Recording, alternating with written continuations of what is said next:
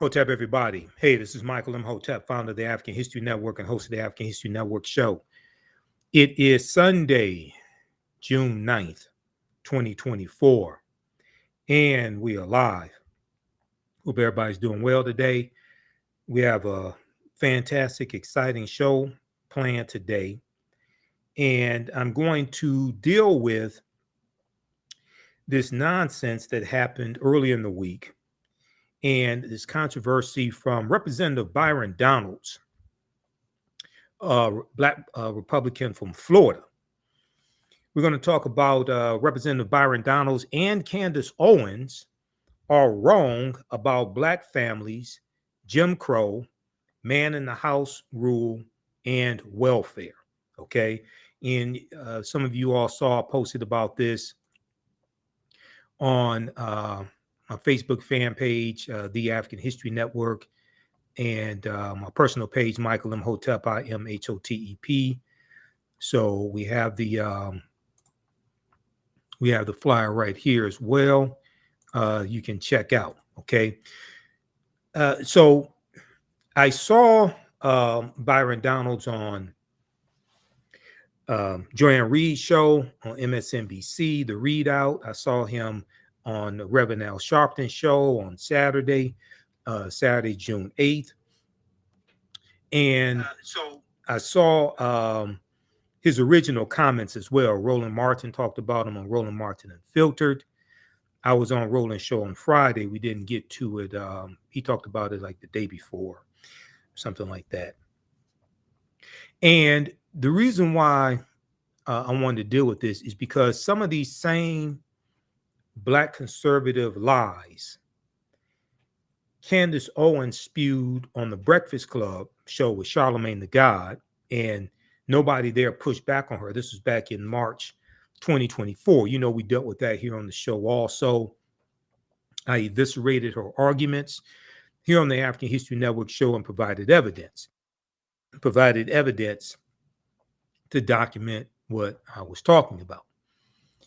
All right, so we're going to look at video of what Byron Donalds actually said, because he said people were lying about what he said, misquoting what he said, etc.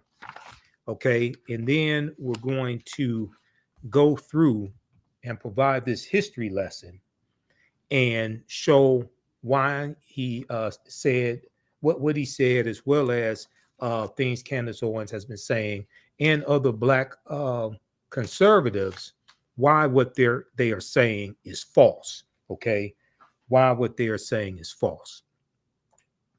So one of the first articles, and when I posted about this on Instagram, my Instagram page, Michael Imhotep, I read some articles that talked about this also. Like this is a good one from Politico.com.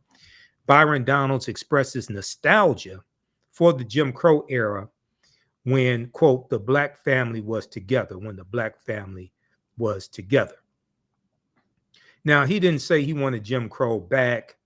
He didn't say Jim Crow was good for African Americans, but he implied that African American families were together during Jim Crow, and he implied somehow the Jim Crow era was better. And now the fake argument that these conservatives are trying to make is, especially African American conservatives, what they try to do is say that the policies of the Great Society program from Lyndon Baines Johnson, these policies harmed African American families, and therefore somehow African American families were better prior to these policies. Okay, so anti-poverty policies, welfare, different things like this. This is the argument that they try to make. Okay, and here's I'm going to go back to. I'll pull up the flyer once again that we have for today's show. This is straight out of the Black conservatives handbook, okay? Because they all make the same argument, and they usually don't provide any evidence to document what it is that they're saying. This is some of the same things that Candace Owens said on the Breakfast Club, and you hear other Black conservatives say similar idiotic things. They don't provide evidence to back it up. Okay, so let's look at this article here from Politico.com. Byron Donalds expresses nostalgia for the Jim Crow era when the Black family was together. The Trump surrogate's comments made during a Black voter outreach event in Philadelphia, a Black voter, this was a Republican Black voter outreach program effort that took place in Philadelphia, when he made these remarks that have gone viral and make he and these other Black Republicans look stupid. It sparked outrage from Democrats, but just outrage from African Americans in general. Now, this is a picture from the event. Now, this is Wesley Hunt, Black Republican from Texas, and Byron Donalds, Black Republican from Florida. Both of them just happen to be married to white women. Okay, I just wanted you to understand this. And you know, Roland and I, when I'm on Roland Martin Unfiltered, sometimes we'll go back and forth talking about these African American Republicans married to white women. And I think some people are missing my argument. The argument I'm making, I'm not saying somebody African American suffers from self-hatred because they marry somebody white or they marry outside of their race. That's not what I'm saying. What I'm saying, and I've been very clear on this, is when you exhibit anti-Black behavior, when you consistently vote on policies and advocate for policies that harm African Americans, and you vote against policies that are good for African Americans, when you have a history of doing that, when you suffer from anti-Black behavior and sentiments, oftentimes that anti-Blackness manifests itself in other ways. One of those other ways could also be in who you choose to marry, and marrying outside of your race, especially if you exclusively date white women. Okay. And also if you marry a white conservative that works in opposition to African Americans and advocates for policies in opposition to African Americans as well. Okay. For like Byron Donalds' wife does, as well as Jenny Thomas, Clarence Thomas' wife. Okay.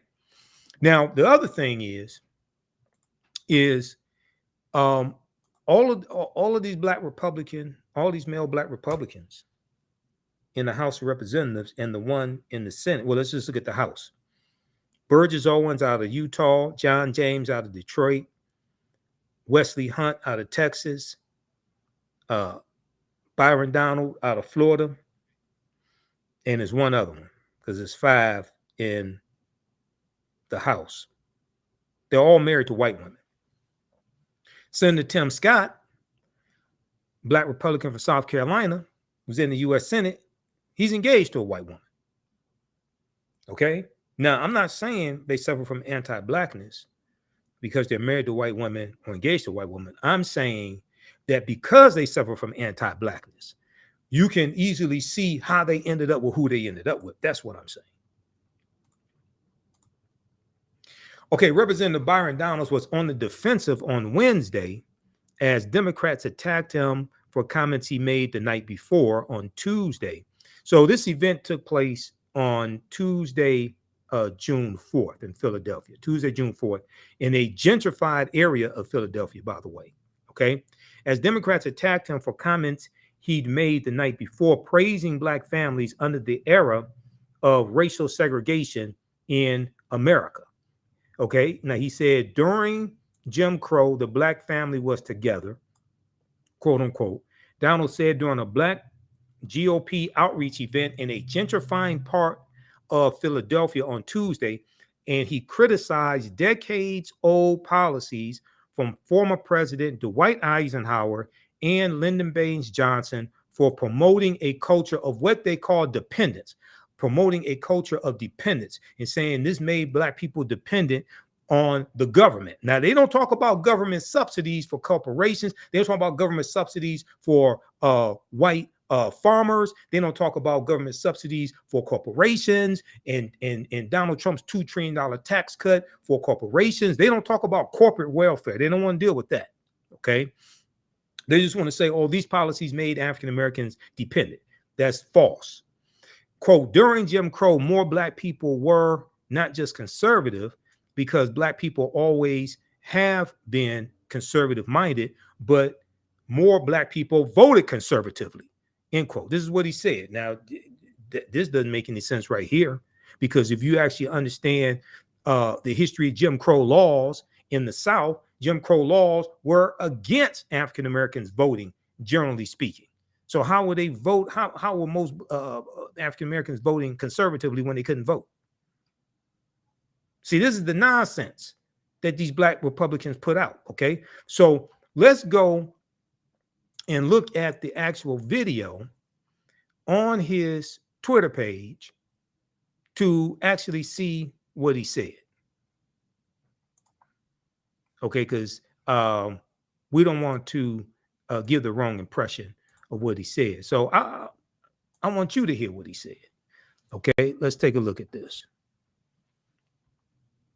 Now, this is his personal Twitter page at Byron Donalds. And this is from, he posted this June 5th. Okay, I think it was June 5th he posted this, because it took place on June 4th. Let's look at this here. I grew up with my mom. My dad and my mom, things didn't work out. As an adult, I look at my father and I say, bro, I don't know what happened, but you my father and I love you. Wow. I don't know what happened. I wasn't there. Wow. But I'm going to tell you this. Growing up, the one thing I knew I wanted to do, and this is not about my father, this is about what I wanted to do, is I wanted to be a father to myself. Wow.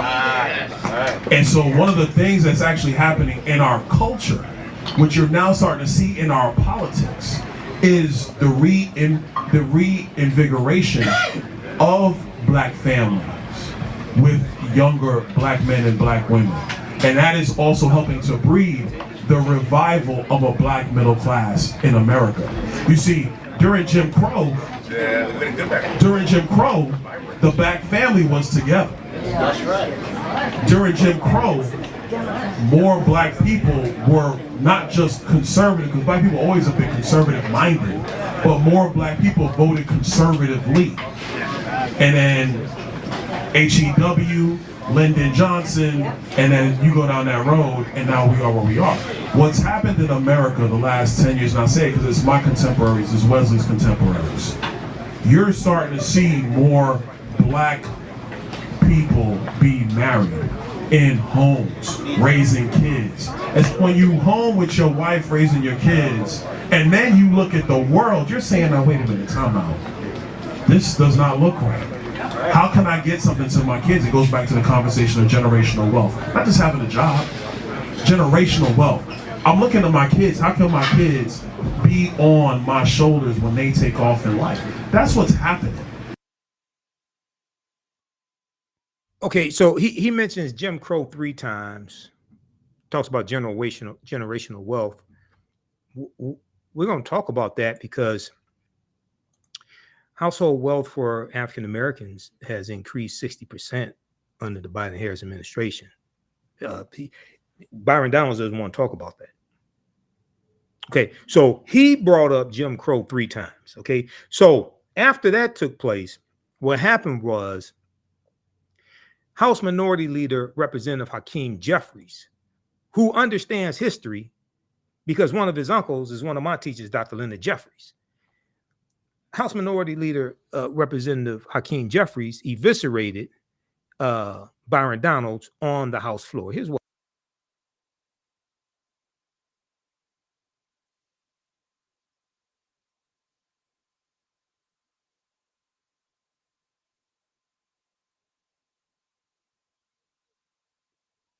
I posted this video on my Facebook fan page, The African History Network, and my Instagram page, Michael Imhotep, Imhotep. So this is House Minority Leader Representative Hakeem Jeffries, and he understands history because his uncle is one of my teachers, Dr. Lyndon Jeffries. Let's take a look at this. Come to my attention that a so-called leader has made the factually inaccurate statement that black folks were better off during Jim Crow. That's an outlandish, outrageous, and out-of-pocket observation. We were not better off when a young boy named Emmett Till could be brutally murdered without consequence because of Jim Crow. We were not better off when black women could be sexually assaulted without consequence because of Jim Crow. We were not better off when people could be systematically lynched without consequence because of Jim Crow. We were not better off when children could be denied a high-quality education without consequence because of Jim Crow. We were not better off when people could be denied the right to vote without consequence because of Jim Crow. How dare you make such an ignorant observation? You better check yourself before you wreck yourself. Okay, so then he quoted Ice Cube as well. Check yourself before you wreck yourself. So, all right. So that was Representative Hakeem Jeffries as well. And there's been a lot of backlash from this. Representative Jasmine Crockett was on MSNBC this weekend. I think she was on Alex Witt's show on MSNBC. I posted a clip from when Byron Donalds was on Joy and Reed's show, MSNBC. And it didn't go too well for Byron on Joy and Reed. Okay.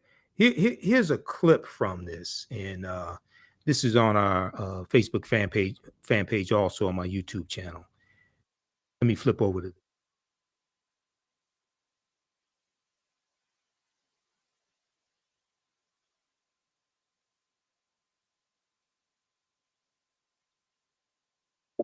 Which creates better people. Last question, and then I'm going to let you go. Last question. We're out of time, but I'm going to give you one more question. During Jim Crow, could your family have existed? You are in an interracial marriage. Your wife is a white conservative activist. Could your family have existed at all during Jim Crow? No, it could not, Joy, and we all know that. But that's why I am blessed to live in America today as opposed to America during that time. But we cannot ignore the realities of not having fathers in homes. That is important for Black people today and all people today as we move forward for a better America. We are out of time. What I'm grateful for is that we do not live in the Jim Crow era and that fathers do not face the threat of lynching. I'm very grateful of that. Perhaps don't bring up Jim Crow when you're trying to make that example. Representative Byron Donalds, thank you for being here, and we'll be right back. Okay, so I saw the full interview that Byron did with Joanne Reed, and you see, so I posted this on my Instagram page. I put this caption here. Trump-loving Black Republican, and let me see if I can zoom in on this.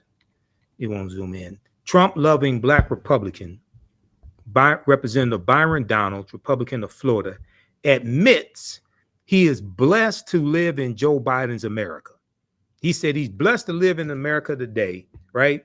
As opposed to America under Jim Crow. Oh, so you're blessed to live in Joe Biden's America. This is what you're saying. And Joy asked the question, could Byron Donalds' interracial family have existed during Jim Crow? We know the answer is no. If it did exist, he'd be running for his life. Okay, especially in the South.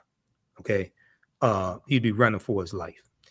And so it was a good interview that Joy did. Creates better people. It was a good interview that Joy did. Then Byron went on Reverend Al Sharpton's show on Politics Nation, MSNBC. He was on Saturday, June 8th, 2024. Okay. And I posted an excerpt of that clip as well. I'm going to show that to you. Also, thanks for all the birthday wishes, because my birthday was Friday, June 7th. So I've gotten couple of probably 300 birthday wishes on Facebook, and got a few text messages, things like that. So thanks for the birthday wishes, everybody. Appreciate that. I turned 53. Okay, where did the time go?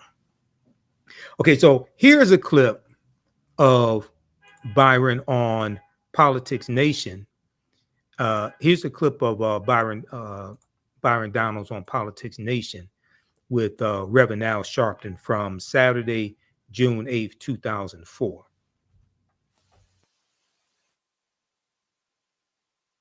We are going to talk about the era, Congressman, and you name a race-based law, then you cannot take race out of the fact Jim Crow was a law against black people. You weren't just talking about the era of Dwight Eisenhower and Harry Truman. You named Jim Crow. There's only one way you could deal with Jim Crow, and that's by race. I mean, look.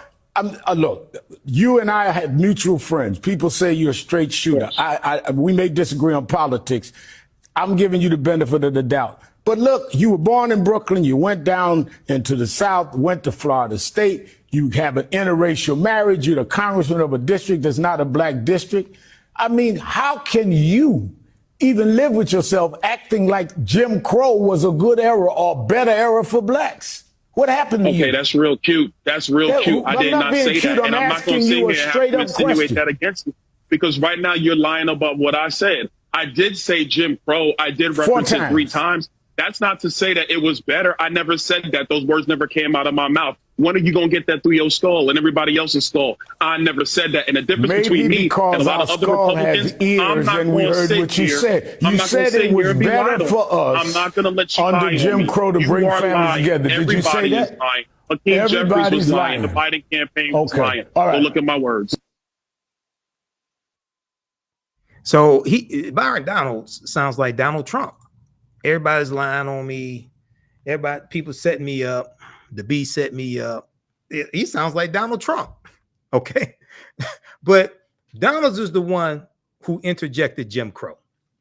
And they did that for a reason. It's just like when Candace Owens said, oh, we had African Americans had a higher marriage rate during slavery than they do today. Like, you trying to say slavery was a good thing? You want to bring slavery back? So I'm going to go through and dissect these arguments and provide historical evidence to show how these people are lying. Okay. Byron Donalds, Candace Owens, these other black conservatives out here who are running this hustle. They're all reading from the same black conservative playbook. They're all reading from the same black conservative playbook. I understand the playbook. That's how I know what they're about to say. And that's how they all say the same thing. Okay. So let's look at, let's approach it this way.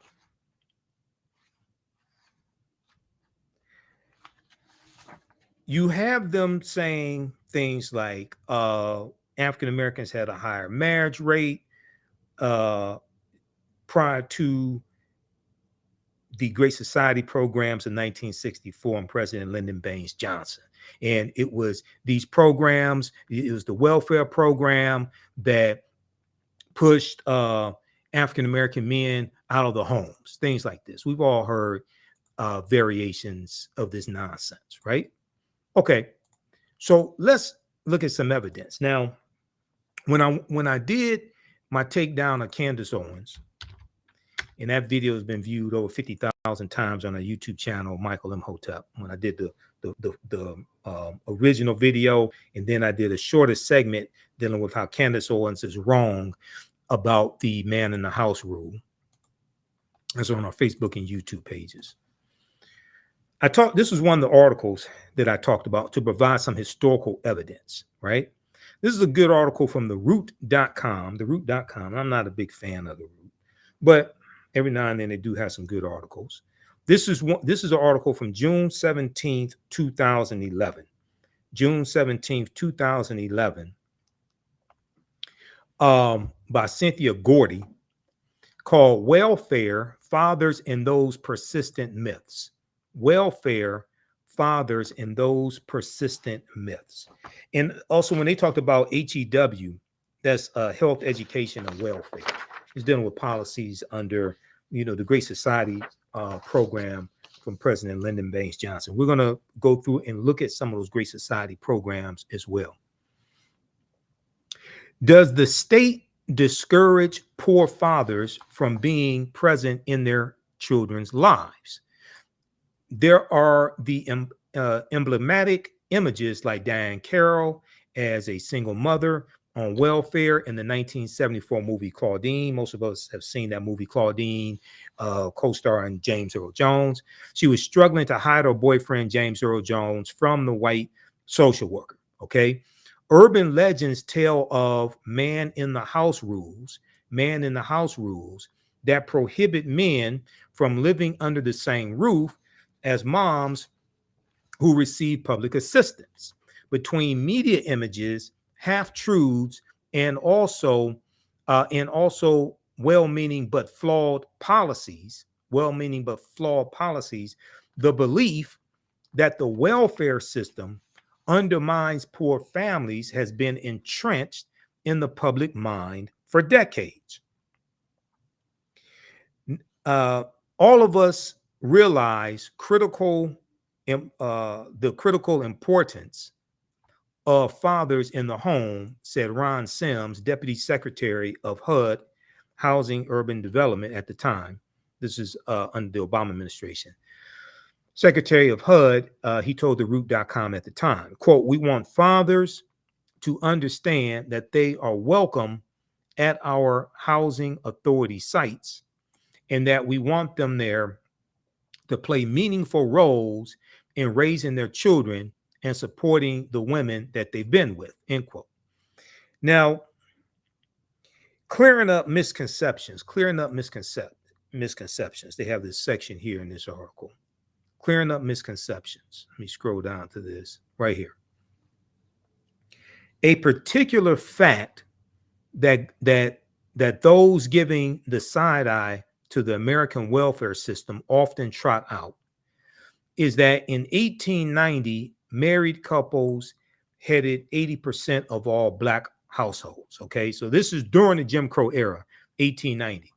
This is the same year of the Mississippi State Convention, where they rewrote the Mississippi State Constitution to impose poll taxes and literacy tests, property ownership requirements to be able to vote, to suppress the African American vote.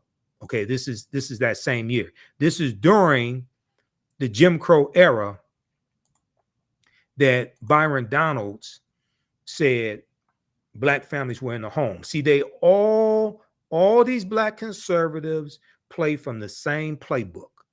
And I've been on panel discussions with them, blew them away because I'm a historian. I know they're lying. Read this article right here from the Washington Post. The Mississippi plan to keep Blacks from voting in 1890. We came here to exclude the Negro. We came here to exclude the Negro.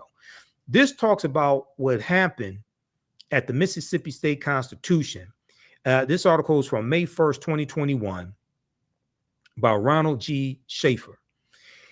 And one of the things it talks about was Solomon Saladin Calhoun, who was a white county judge who presided over the Mississippi State Convention. And he said bluntly why they were there. Okay, he said, let's tell the truth if it burst the bottom of the universe. We have come here to exclude the Negro. Nothing short of this will answer.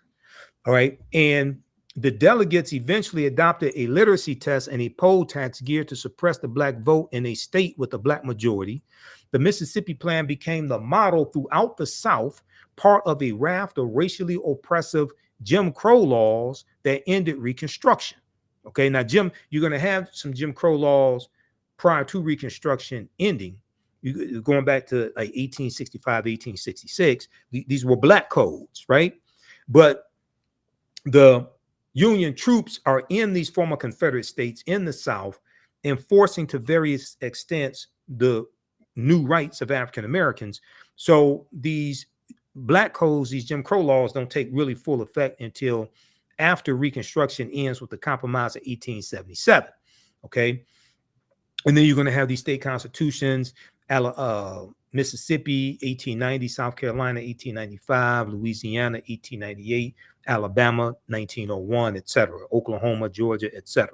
Okay. All right.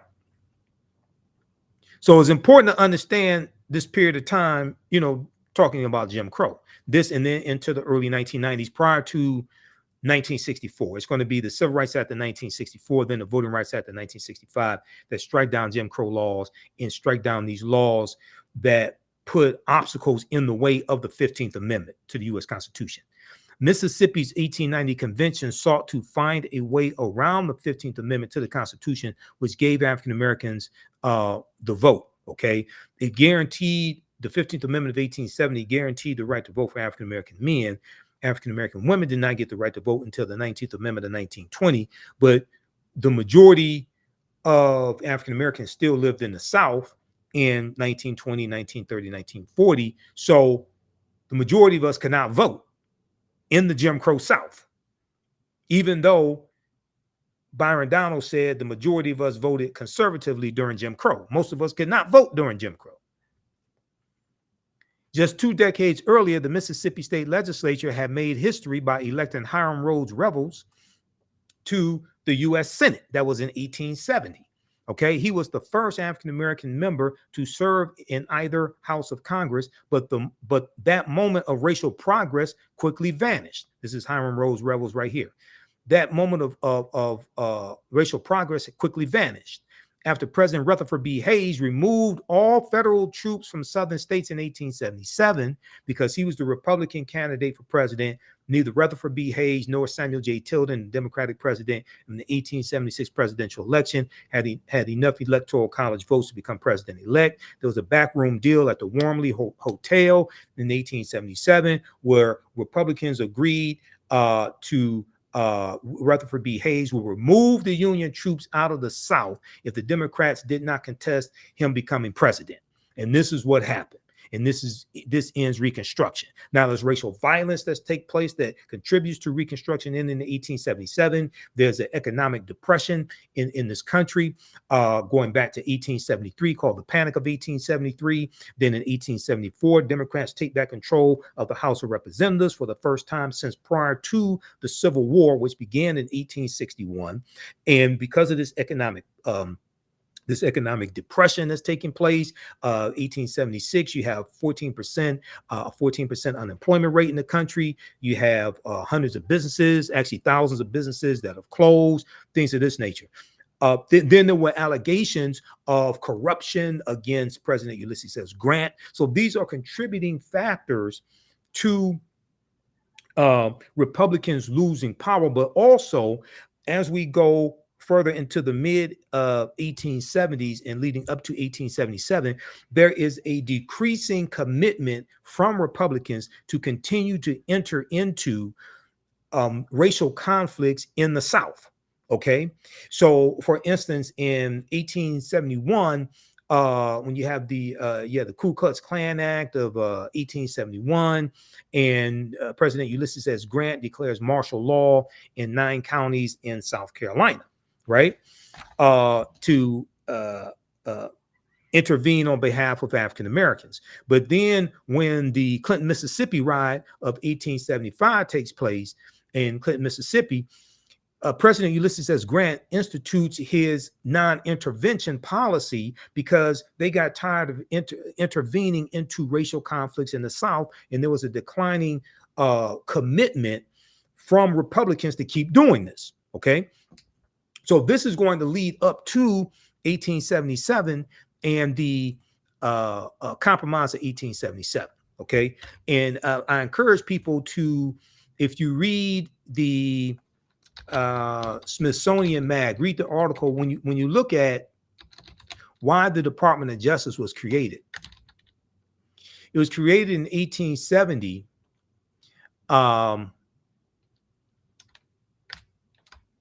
It was created in 1870 during Reconstruction, largely to enforce the new rights of African Americans. And this was created by Congress. The U.S. Department of Justice that still exists today. Merrick Garland is the Attorney General. We know the office of the Attorney General goes back to 1789, but the actual U.S. Department of Justice was not created until 1870. So if we look at this article here from SmithsonianMag.com, official website of the Smithsonian Institute, official magazine website of the Smithsonian Institute, created 150 years ago, the Justice Department's first mission was to protect Black rights. Created 150 years ago, the Justice Department's first mission was to protect Black rights. In the wake of the Civil War,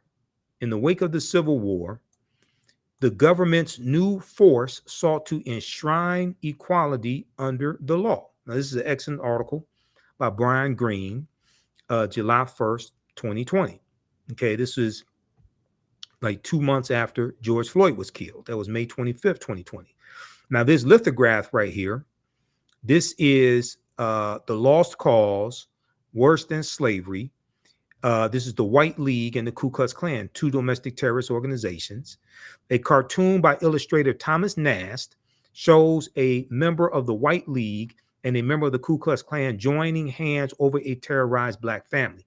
Incidentally, Thomas Nast was the cartoonist who really popularized the secular figure of Santa Claus.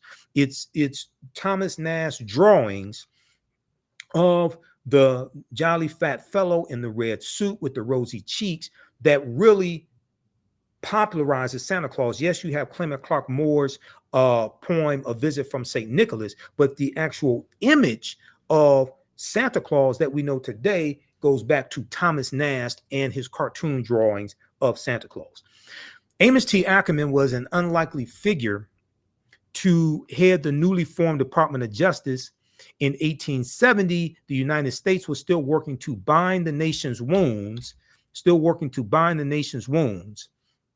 torn open by the Civil War. During this period of Reconstruction, which is 1865 to 1877, the federal government committed itself to guaranteeing full citizenship to all Americans, regardless of race. At the forefront of that effort was Amos T. Ackerman, a former Democrat and enslaver from Georgia, a former slave owner and a former officer in the Confederate Army. Though the United States had an attorney general since the formation of the government in 1789, none had been empowered with the full force of a consolidated legal team quite like Amos T. Ackerman, and none had the monumental task of enforcing the 14th Amendment of 1868 and the 15th Amendments of 1870 and new legislation delivering long overdue rights to 4 million formerly enslaved Black men and women. This department's work on behalf of the emancipated population was so central to its early mission that Amos T. Ackerman established the department's headquarters in the Freedmen's Savings Bank building. The Freedmen's Bank, created in 1865 as an act of Congress. We know the Freedmen's Bank is going to collapse in 1874. There's mismanagement, corruption. African Americans lose $2.9 million in deposits when the Freedmen's Bank collapsed in 1874. Now, in the immediate wake of the Civil War, which ends for all practical purposes April 9th, 1865, when General Robert E. Lee surrenders to Ulysses S. Grant at Appomattox Courthouse in Virginia, even though the Civil War is still going to go on to a much lesser extent for another 16 months, it ends officially August 1866, when President Andrew Johnson, who succeeded Lincoln when Lincoln was assassinated in April 1865, President Andrew Johnson announces an official end to the Civil War in August of 1866.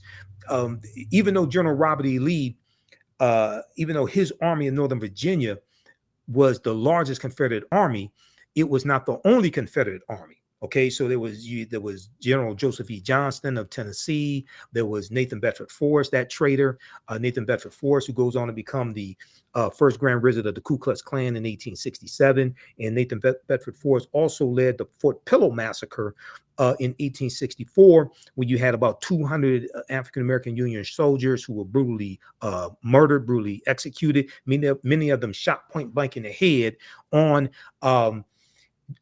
General Nathan Bedford Forrest's orders. Okay, so these smaller Confederate armies, terms of surrender had to be negotiated with those generals as well. So the Civil War goes on for a much smaller extent for another 16 months. Officially ends August 1866. History.com has a good article dealing with that. So I teach all this in my the second online class that I teach. And we have a new course starting up on Sunday, June 23rd, 4 p.m. Eastern Standard Time, 2024. Black resistance movements from the Haitian Revolution, U.S. Civil War, Civil Rights Movement, and Black Power Movement, 1800 to 1968. Okay, so you can register for that at our website, AfricanHistoryNetwork.com, and we'll get you some more information on that as well. How's everybody doing?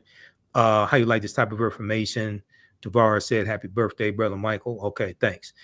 So hopefully you're learning a lot here, because we're gonna get deep into this. Okay, I'm just warming up. All right, I just did a presentation for the Unity group.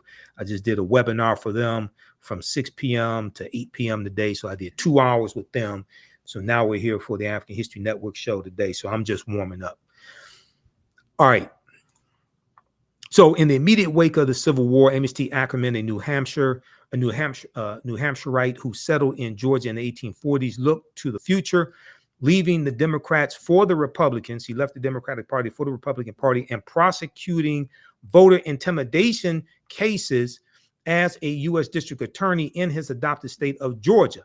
Reflecting on his decision to switch his allegiance to the party of Lincoln, the Republican Party, Amos T. Ackerman said, quote, "Some of us who had adhered to the Confederacy felt it to be our duty when we were to participate in the politics of the Union to let the Confederate ideas rule us no longer. Let the Confederate ideas rule us no longer.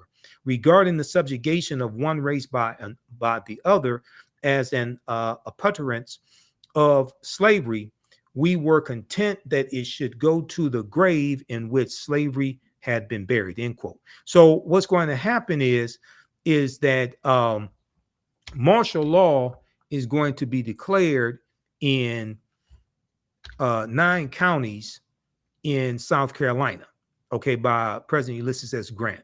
You're going to have the Ku Klux Klan Act of 1870. Let me go to that here. In reaction to the racial violence, Congress passed the Ku Klux Klan Act, which President Ulysses S. Grant signed into law in April 20 of 1871, providing Amos T. Ackerman unprecedented tools to subdue the Ku Klux Klan, okay? Because you're going to have, Lou Faulkner Williams in her book, The Great South Carolina Ku Klux Klan Trials, 1871 to 1872, wrote that the Klan conducted a year-long reign of terror throughout the region, starting with the November 1870 elections, whipping black and white Republican voters. An army general sent down to quell the riots after local police and state troops failed to do so, estimated the Klan numbered more than 2,000 sworn members in York County alone. Okay, this is this is basically in South Carolina. Quote, "The South Carolina Klan, in its fury," Lou Faulkner Williams wrote, "committed some of the most heinous crimes in the history of the United States," quote unquote. The 1910 novel, The Klansman, on which the film The Birth of a Nation is based upon, reportedly draws on these events in York County. So when you see my presentations, see my lectures and in my class that I teach, when we talk about the movie The Birth of a Nation, right? The movie The Birth of a Nation rejuvenates the Ku Klux Klan. The Klan had largely died out by 1915. The 1915 is the 50th anniversary of the 13th Amendment of 1865, December 6, 1865, which legally ends slavery. And we know the Ku Klux Klan is founded December 24th, 1865 on Christmas Eve, right? About a week after the 13th Amendment is adopted. 13th Amendment is adopted December 18th, 1865. And incidentally, this is when Kentucky and Delaware are going to end slavery. Kentucky and Delaware, which were two of the four border states, and we know the border states of Maryland, Missouri, Kentucky, and Delaware were exempt from the Emancipation Proclamation issued January 1st, 1863, which is why saying Juneteenth was the last day of slavery is a lie, because Kentucky and Delaware didn't abolish slavery until 6 months after Juneteenth, December 18th, 1865, when the 13th Amendment was adopted. See, so this is why some of this, even though it's important to celebrate Juneteenth and we have to deal with history, economics, law, and politics in our Juneteenth celebrations, and I'll be speaking at some Juneteenth celebrations here in Detroit on June 14th and the 15th. But we have to correct the history of Juneteenth and protect the history of Juneteenth. So the history of Juneteenth is right in this period of time when we're talking about Jim Crow laws and we're talking about the Reconstruction era. You have to understand the history of that period to actually be able to utilize the Juneteenth federal holiday effectively. This can't be Black folks cookout day. This can't be just a day off from work and you get drunk and eat watermelon and eat ribs and hot dogs and hamburgers. This can't be a Black version of the 4th of July. This has to be much more significant, much more important. All right, so long story short, the Birth of a Nation rejuvenated the Ku Klux Klan. All right, and we know that is going to be the second incarnation of the Ku Klux Klan, which is founded in October 1915 by the Reverend William Joseph Simmons after he sees the movie The Birth of a Nation. Okay, and that second incarnation of the Ku Klux Klan is going to have both Democrats and Republicans. Okay, just so people, because a lot of people say, oh, the Democrats created the Ku Klux Klan. You had white supremacists that didn't belong to any party that were members of the Ku Klux Klan, if you want to tell the truth about it. Okay, now, hold on. There was an article I was just about to show you. Where did that go? Right here. The Ku Klux Klan Act of 1871 is still on the books. A lot of people may not know this. It's still on the books. And if we look at this article from August 1st, 2023, see, this is why a lot of Black Republicans don't want you to know this. They get their talking points from white Republicans, and they teach them very well. They teach them very well. Okay. This is why they don't want you to understand this history, because if you start studying this history, then you start studying law. Donald Trump is charged under civil rights law used to prosecute KKK violence. This is from the Washington Post. The provision was originally adopted in 1870 and was intended to protect the newly codified rights of Black citizens and the Civil War, after the Civil War. This is a good article by Isaac Stanley Becker and Spencer S. Sue, August 1st, 2023, from the Washington Post. And it deals with the Ku Klux Klan Act of 1871 that we just talked about during the Reconstruction era. And even though there's a third of the Four Enforcement Acts, 1870, Ku Klux Klan Act of 1870. and Ulysses S. Grant declares martial law in 1871. The statute, section 241 of Title 18 of the U.S. Code, was originally adopted as the Enforcement Act of 1870. It was the first in a series of measures known as the Ku Klux Klan Acts, designed to protect rights guaranteed by the 13th, 14th, and 15th Amendments, collectively called the Reconstruction Amendments. Section 241 makes it a crime to conspire to injure, oppress, threaten, or intimidate any person, end quote, exercising a right protected by the Constitution or federal law. The 45-page indictment secured by Special Counsel Jack Smith accuses Donald Trump of a conspiracy against the right to vote and to have one's vote counted, end quote, in violation of Section 241. The alleged offense under Section 241 is among 4 counts included in the indictment, which argues that Donald Trump, along with 6 unnamed co-conspirators, eroded trust in the administration of the election and, quote, pursued unlawful means of discounting legitimate votes and subverting the election results, end quote. Those means, according to the indictment, included strong-arming state officials to change electoral college votes won by Joe Biden, and recruiting fraudulent electors in swing states prepared to override the will of voters. The alleged conspiracy included using the authority of the Justice Department to create doubt about the election results and encourage the presentation of those illegitimate electors as alternatives to Biden's valid electors. And according to the indictment, it involved pressuring Vice President Mike Pence to delay or thwart the certification of Biden's victory on January 6, 2021, and capitalizing on the violence unleashed that day to, quote, levy false claims of election fraud and convince members of Congress to further delay the certification based on those claims, end quote. Okay. So what Donald Trump is charged with from Special Counsel Jack Smith is directly related to the Ku Klux Klan Act of 1870, which was put in place to protect the rights of African Americans. And this son of a bitch tried to invalidate the vote of 16.9 million African Americans when he tried to overturn election results.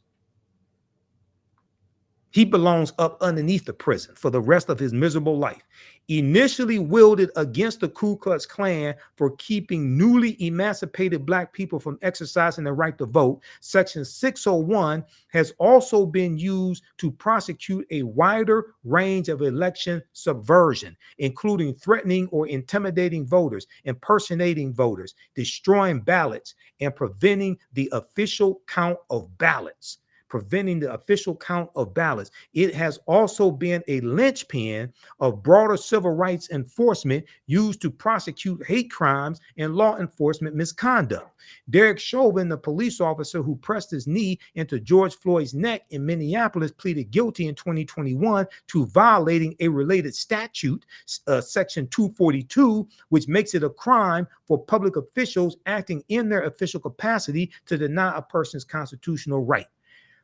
Any Black person who sits up and supports a white supremacist domestic terrorist like Donald Trump is sick, and they either don't understand history and they're lying to you, or they do understand history and they're still lying to you. You can't understand history and support this demon right here, Donald Trump. Go read this article here. What Donald Trump is being charged with, the law that he's being charged with, that's from the Ku Klux Klan Act. Isn't it poetic justice that this traitor is being charged with the same thing that they were charging these domestic terrorist Klansmen in 1871 of prosecuting them and putting them in jail? Now, let me ask you a question. Who's explaining this to you? Who have you heard explain this to you? Has the Breakfast Club explained this to you? Charlemagne the God, all these black social media disinformation agents out here? Who's explaining this to you? This article didn't come out yesterday. This article, we talked about this here on the African History Network show before. This is the type of research I do. Okay. This article is from 2023.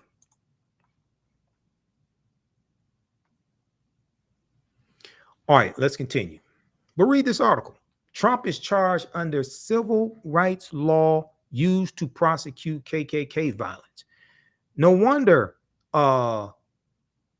MAGA is attacking the way history is taught in schools, and they're attacking affirmative action and diversity, equity, and inclusion, and anything that would teach us to understand the law. Because when I teach about political self-defense, it deals with understanding laws and policies, how they affect African Americans, and how to disarm these people of these laws and policies that they're using to attack us, and how to reverse that and use these laws and policies against them.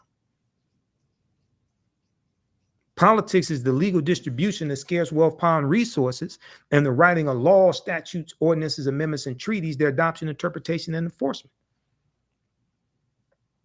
This is law still on the books right now that goes back to the Reconstruction era. The U.S. Department of Justice was created largely to protect the new rights of African Americans. And if Donald Trump wins the presidency again, he's going to gut and neuter the Department of Justice. They're not going to prosecute police officers. They're not going to enforce a lot of these rights. They're going to weaken the Civil Rights Department of the Department of Justice, and he's going to use the Department of Justice against his quote unquote enemies, who are really people just following the law, holding his crooked ass accountable.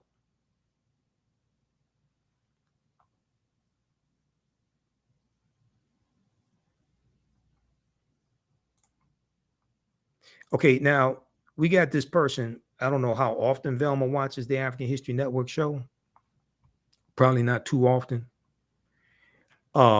She said, my question to you is, do you understand that there is no one running for president that deserves the black vote in America? That's false. Have you read this document right here, Velma? Fact sheet: the Biden-Harris administration advances equity and opportunity for black Americans and communities across the country. This is a 36-page document that takes you through policy by policy. Now, this one was last updated February 27, 2023. I've read the new one that was updated February of 2024. And it's good. See, I don't get into arguments with people that don't understand politics and law. This takes you through, this is at whitehouse.gov, where all this information is. I've gone through and read numerous fact sheets there that break down these policies and show you directly how these policies from the Biden-Harris administration are helping the African-American community. They talk about the bipartisan infrastructure bill. Yeah, but out of 260 Republicans, only 34 voted for it. Only 19 in the Senate and 14 in the House voted for it. Overwhelmingly, all the Democrats in both the House and the Senate voted for it. Yeah, it was bipartisan, but only 34 out of 260 Republicans voted for the bill, the $1.2 trillion infrastructure bill, the $1.9 trillion American Rescue Plan that lifted 1 million African-American children out of poverty, okay, that saved the U.S. economy. No Republicans in the House or the Senate voted for the bill.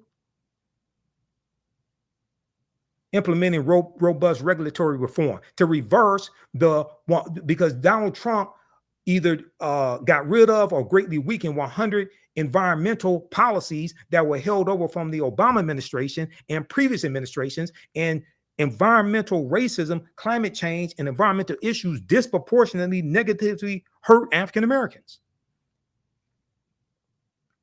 Black-owned businesses, you see the fastest rate of African American-owned businesses being created in 30 years.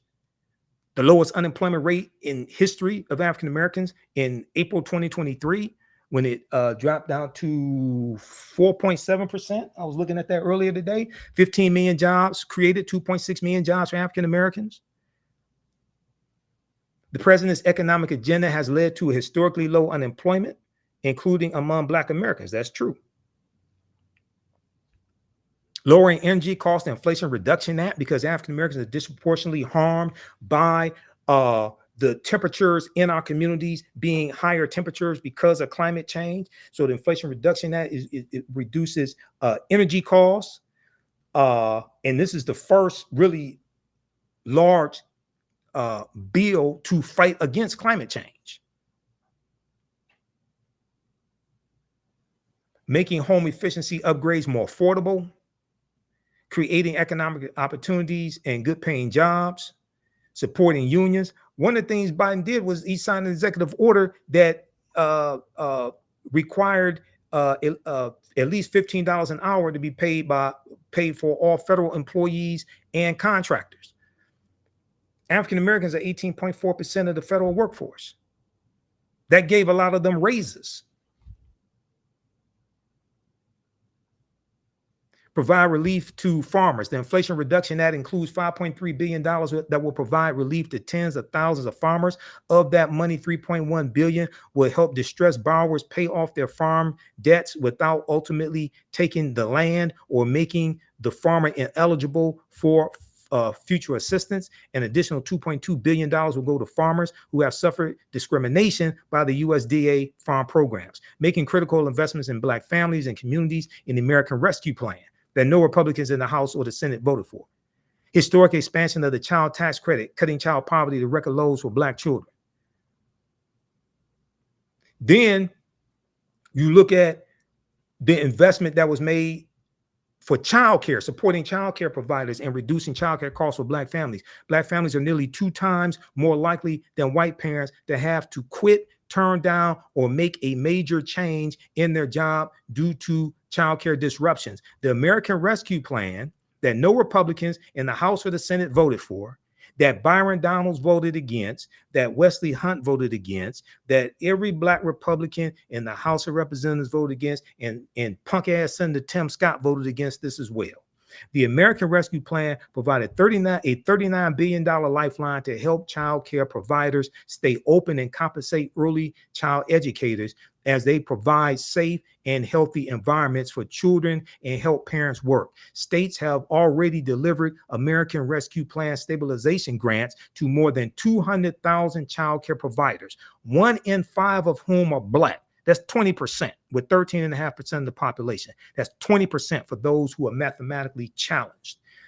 Let me repeat this. Who is explaining this to you? Who is explaining this to you?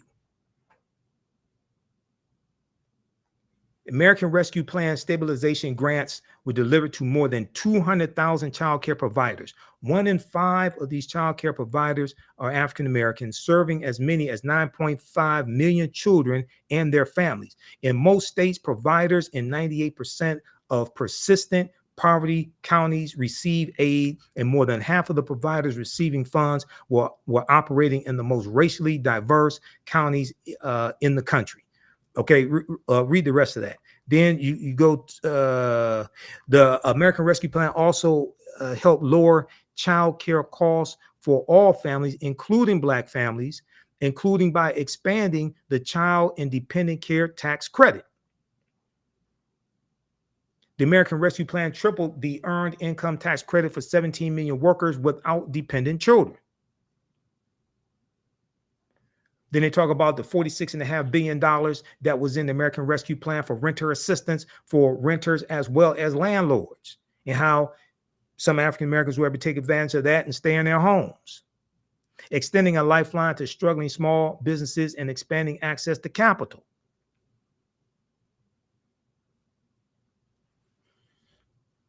All right, so read the rest of this. This is a 36-page document here. It goes through category by category, policy by policy, and shows you how these policies are helping the African American community.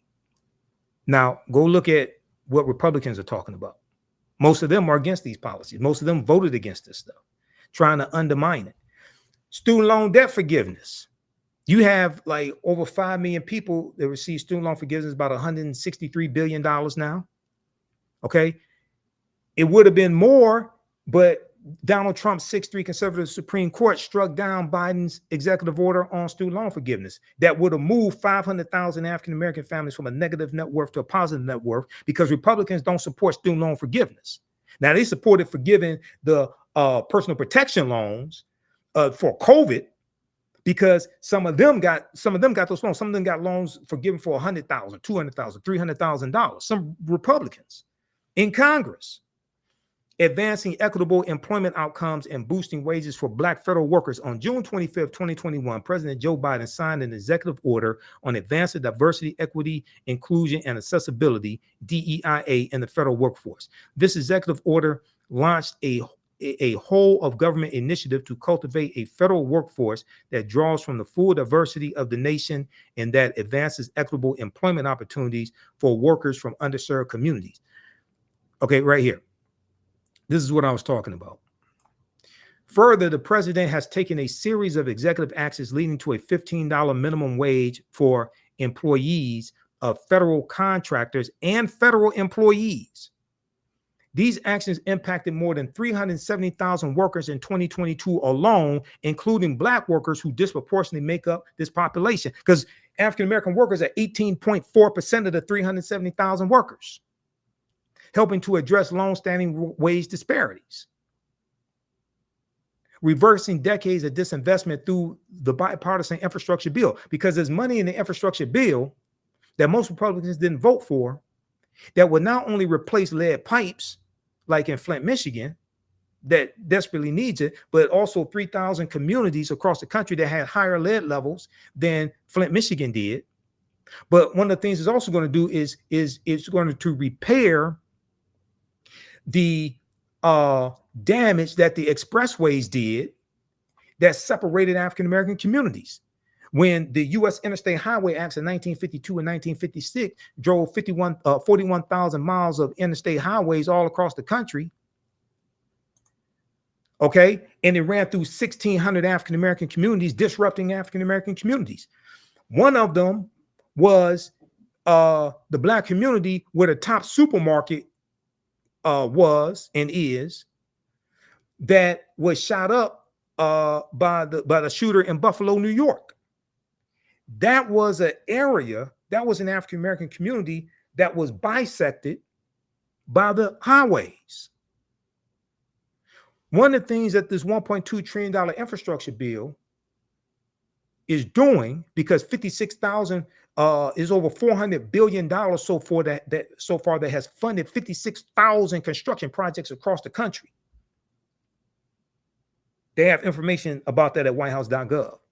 One of the things that this infrastructure bill is going to do is reconnect Black neighborhoods divided by legacy highway infrastructure. Now, you got a lot of Republicans that don't want to even acknowledge the damage the expressways did.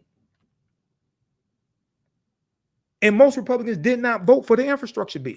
Now, they're there at the groundbreaking in their district and in their state, and at the ribbon cutting, the groundbreaking, all that, smiling and grinning, but most of them voted against this bill that provided the funds for the infrastructure project that's in their district.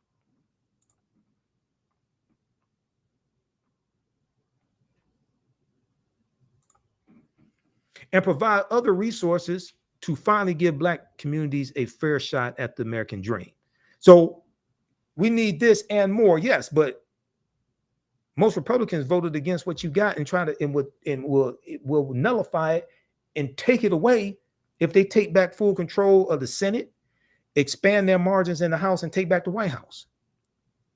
During the 20th century, federally funded infrastructure projects too often segregated and harmed low-income communities, especially predominantly Black neighborhoods. Construction of the federal highway system, in particular, cut off once thriving Black communities from resources and opportunity. The bipartisan infrastructure law that only 34 Republicans out of 260 voted for launched a new Reconnecting Communities program, which will invest $1 billion to help reconnect communities that were previously cut off from economic opportunities by transportation infrastructure. In addition, the Inflation Reduction Act includes $3 billion for the Neighborhood Access and Equity Grant Program to help advance transportation projects in disadvantaged or underserved communities. Over the past year, Department of Transportation has awarded grants to multiple projects to reconnect communities, including an interstate capping project in Atlanta, a Greenway project in St. Louis, and the I-375 Detroit Community Reconnection Project right here in Detroit, right near where I live. Read the rest of this. Assisting black landowners in resolving title issues. An estimated 60% of black-owned land in the South is heirs' property that passes through inheritance without a will, and that, as a result, has historically rendered owners ineligible for U.S. Department of Agriculture, USDA programs, including lending. I've done entire shows dealing with heirs' property because the loopholes in heirs' property laws is one of the ways historically our land has been taken away from us. That and overtaxation, because about a month ago, we did the show when we talked about Andrew Carl's new book that deals with how African Americans, since like the Reconstruction era, have been overtaxed by $600 billion. In July 2021, the USDA rolled out the heirs property relending program, which primarily aids underserved communities, including Black Americans. The new program provides funds to assist heirs in resolving ownership and succession issues on farmland with multiple owners. Launched an initiative to cut junk fees. Who's tired of junk fees? Lowering healthcare costs and improving health outcomes for Black communities. President Biden is committed to keeping healthcare costs down for individuals and families and improving access to healthcare to address disparities in Black communities. These policies and programs include lowering healthcare costs and expanding coverage. There's a record number of people who signed up for the Affordable Health Care Act now, 41 million. Many of them are African Americans. Millions of lower and middle income Black families enrolled in health insurance marketplaces saw their premiums lowered or eliminated as a result of the American Rescue Plan and will continue to benefit from provisions included in the Inflation Reduction Act. Oh, by the way, did I tell you no Republicans in the House or the Senate voted for the Inflation Reduction Act? I forgot to tell you that.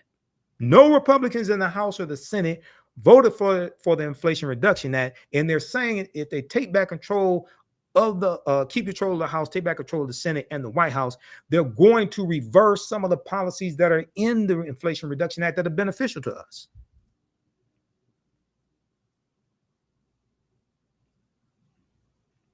Almost 3.9 million Black people were uninsured in 2019 before President Biden took office, and over 570,000 Black people fell into the Medicaid coverage gap and were locked out of coverage because their state refused to expand Medicaid under the Affordable Care Act. Like a lot of Republican-controlled states, a lot of them refused to expand Medicaid. Then the administration's efforts to expand access to coverage has driven the uninsured rate to historic lows, with more than 3.6 million people gaining coverage during last year's record-breaking 16.3 million American Care Act enrollment period. I haven't even talked about the $16 billion that HBCUs got from 2021 to 2024, which is a record amount of funding from any administration. I haven't even talked about that. Protecting Black maternal health. The administration is also committed to protecting Black moms and improving maternal health outcomes, including addressing unacceptably high rates of maternal mortality and morbidity that disproportionately impact Black mothers and families. They go through and deal with that as well. So read this, because I don't have time to get through all this.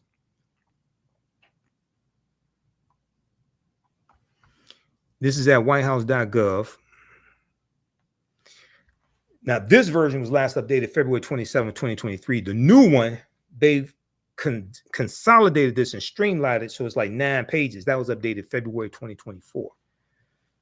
The Biden-Harris administration advances equity and opportunity for Black Americans and communities across the country. So when people say nobody has earned our vote, I don't know what the hell you're talking about. I really don't. You obviously have not read this. I can take you through these policies and break this stuff down. I don't know what you're talking about.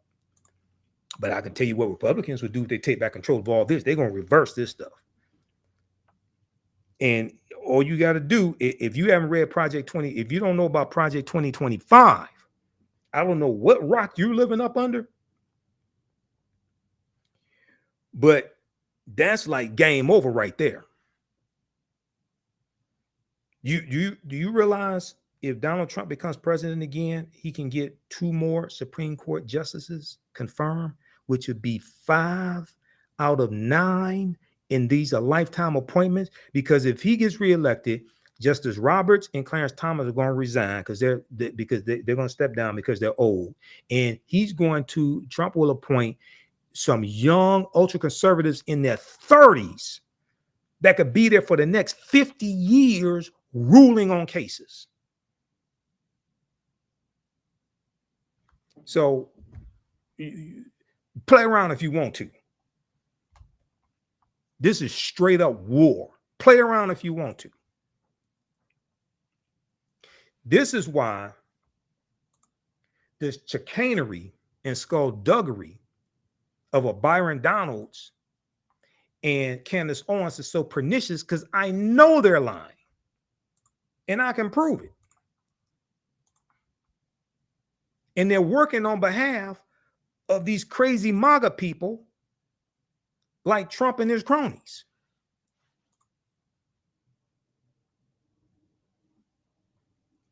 Okay, let's continue here. All right, now what I want to do, I want to go to, we're talking about man in the house rule, all that, right? Let's go back to this article here from theroot.com, because we started talking about Jim Crow history in the Jim Crow era. You got to understand, all this deals with history. Your understanding of politics is directly related to your understanding of history. I can listen to what people say and tell what they haven't read. And I can tell when they don't understand history. Okay? So let's go back to this article from theroot.com, which breaks this down, called Welfare Fathers and Those Persistent Myths. Welfare Fathers and Those Persistent Myths by Cynthia Gordy. Okay, we're going to go to the section that deals with clearing up misconceptions.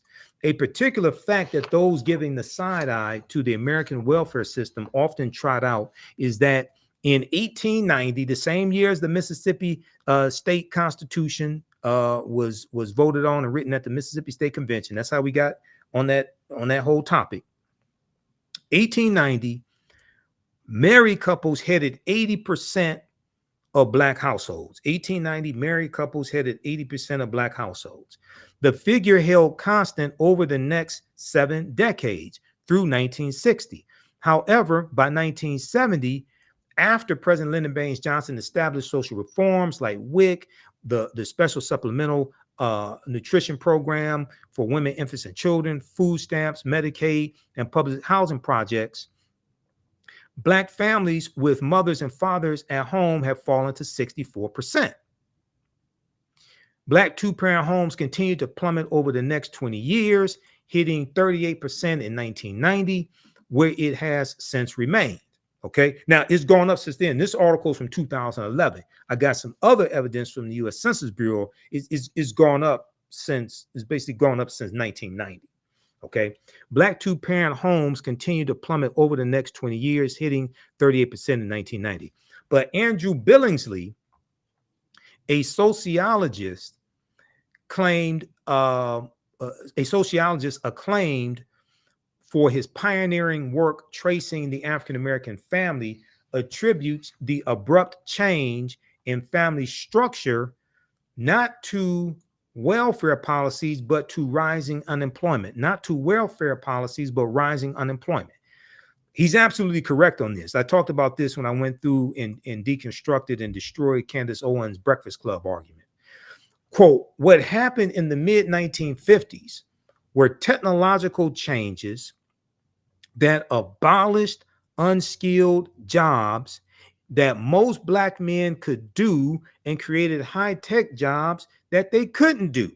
Okay, he's absolutely correct on this. Okay, and I've talked about this before. What happened in the mid-1950s were technological changes that abolished unskilled jobs that most Black men could do and created high-tech jobs that they couldn't. Andrew Billingsley, sociologist, told TheRoot.com, explaining that the advent of efficient goods-producing machines drove millions of Black men out of the stable blue-collar workforce. Quote, that's what kept Black families from getting and staying married, not the welfare system. To say otherwise is a misunderstanding of the data, and it's a misreading of history, end quote. He's absolutely correct. I'm going to show you some more evidence on this. On the subject of common misconceptions about public assistance, HUD, Housing and Urban Development, would like to clarify that there is no public housing eligibility requirement that excludes couples. There is no public housing eligibility requirement that excludes couples. Some states used to apply such regulations, but the U.S. Supreme Court struck down those regulations in 1968. Uh-oh. Whitney Houston, we have a problem. So now, why didn't Candace Owens tell you this on the Breakfast Club interview? Why didn't Byron Donalds tell you this when he was sitting there in Philadelphia smoking a cigar with Wesley Hunt, talking about Jim Crow? And our families were together in Jim Crow. Why didn't Byron Donalds tell you about this? Why didn't Larry Elder and all these other Black conservatives out here? Why don't they tell you? And Senator Tim Scott? Because they all read from the same playbook. Quote, the notion that we have rules prohibiting fathers from living in the home is simply not true, said Sims, who added that the agency does take income levels into consideration. Quote, but if two parents are working and don't qualify, we have a significant supply of other affordable housing programs around the country for them, end quote.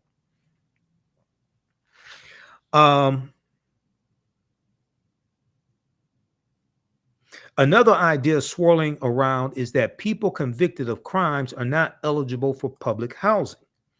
Quote, under the national policy, there are only 2 crimes for which we prohibit anyone from coming in, and that's if you sold methamphetamine. Now, this is as of 2011 when this article came out. I'm not sure if this has been updated. The policy: if you sold methamphetamine, or if you are a lifetime registered sex offender. Okay, if you sold methamphetamine, or if you are a lifetime registered sex offender, Sims explained. Yet local authorities can set other standards, and some do bar applicants with records. Quote, our goal is family reunification. We've let local housing authorities know that we want that changed, end quote, said Sims. Okay, now, so read the rest of this article here.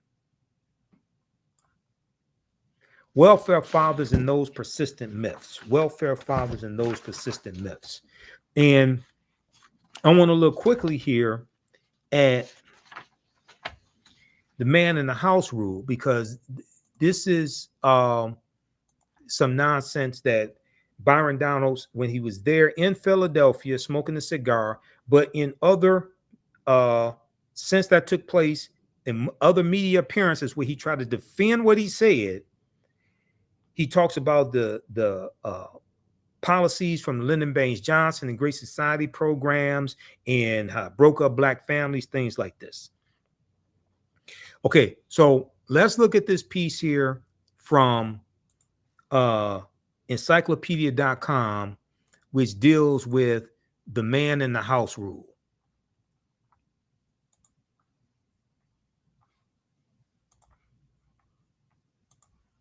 Let me grab this right here. Just a second.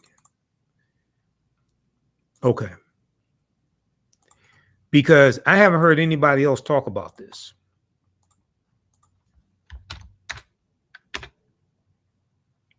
Man in the house rule, a regulation that was formerly applied in certain jurisdictions that denied poor families welfare payments in the event that a man resided under the same roof. Now, keep in mind, like I just said, this was struck down by the U.S. Supreme Court, 1968. Nobody talks about this. I don't understand why. Before we go to that, I want to remind you, if you like this type of information, give us a thumbs up, give us a heart, give us a like. You can register for my online history courses, and you're going to learn so much. If you learn a lot from this broadcast here, you're going to learn so much from my online history classes. Visit our website, AfricanHistoryNetwork.com, AfricanHistoryNetwork.com. I'm speaking at the Juneteenth celebration taking place at the Motown Museum, Jubilee Detroit weekend. Visit JuneteenthJubileeDET.com. Friday, June 14th, event is 6 p.m. to 10 p.m. So I'll be speaking for a little bit there, giving a brief history of Juneteenth. Dancing in the Street, Motown Museum, 2648 West Grand Boulevard, Detroit, Michigan. We have the information at our website, AfricanHistoryNetwork.com. Then Saturday, I'm on a panel discussion at 3 p.m. The event is 12 noon to 6 p.m. Saturday, June 15th, 2024. Liberation for Life at the Joseph Walker Williams Community Center, 8431 Rosa Parks Boulevard, Detroit, Michigan. A family fun day to promote health, wealth, and education. And then Sunday, June 16th, 12 noon to 6 p.m. Freedom Festival, Eastern Market District. I'll be there as well. I probably won't be speaking there. I'm speaking Friday and Saturday, but we'll see what happens Sunday. Okay, so we have the information at our website, AfricanHistoryNetwork.com. Visit Juneteenth Jubilee DET.com for more information. My Saturday class is Ancient Kemet, the Moors, and the Ma'afa. Understanding the transatlantic slave trade, what they didn't teach you in school. We deal with thousands of years of history, what leads up to transatlantic slave trade taking place. You can register right now for it and watch the previous class sessions. We do the sessions live. All the sessions are archived and recorded. You can go back and watch it anytime. Even after the course is over with, you still have full access. Our next class is Saturday, June 22nd, 4 p.m. Eastern Standard Time. Click right here to register here. We have the class lesson plan here that you can download, and it goes through and gives an overview of the topics for each class. We look at 200 slides that I put together, 82 100 articles. There are 15 books that we reference. You don't have to buy any books to follow along in class. Then the second class that I teach that's starting up Sunday, June 23rd, 2024, 4 p.m. Eastern Standard Time, Black Resistance Movements from the Haitian Revolution, U.S. Civil War, Civil Rights Movement, and Black Power Movement, 1800 to 1968. Okay, we go through and look at this history chronologically, year by year, and look at what leads to the Civil War taking place. We studied the Reconstruction era, Jim Crow era, Civil Rights Movement, Black Power Movement, 1800 to 1968, to look at what happened to us after slavery ended, what were the laws and policies put in place to bring us to where we are today, to understand where we need to go from here. So you can register for this class is on sale, $80. Then we have the course bundle. Click right here, register for the course bundle. You get both classes. Also, the course bundle that is $120, okay, for both classes. All right, click right here for the course bundle. Okay, so let's look at this here. Man in the house rule. Also, if you want to support the African History Network, you can do that through Cash App and PayPal. We definitely need your support. This helps us to keep doing the research, pay some of the bills, pay for these services that I use. It's not free to do what I do. It's not free to do the research that I do. $ TheAHNShow through Cash App and through PayPal, paypal.me/TheAHNShow. Click right here, Cash App, and this has our QR code. These other ones here are fake African History Network Cash App accounts that I'm trying to shut down There's about 5 fake ones out there. This is ours. When you go to it, it'll say Michael. It'll probably show my picture there. But we have the link right here on our website. So, you know, you're dealing with me. Okay. So let's look at this here. Man in the house rule. And this is from encyclopedia.com.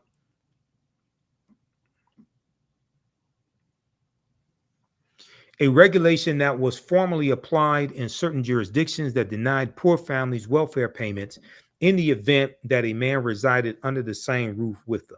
In the event that a man resided under the same roof with them. Under the man in the house rule, a child otherwise qualified for welfare benefits was denied those benefits if the child's mother was living with or having relations with any single or married able-bodied male. Okay, if the mother was living or having relations with any single or married able-bodied male. The man was considered a substitute father even if the man was not supporting the children. Before 1968, administrative agencies in many states created and enforced the man in the house rule. Now, this was enforced at the state level. See, Candace Owens and Byron Donalds, they blame President Lyndon Baines Johnson.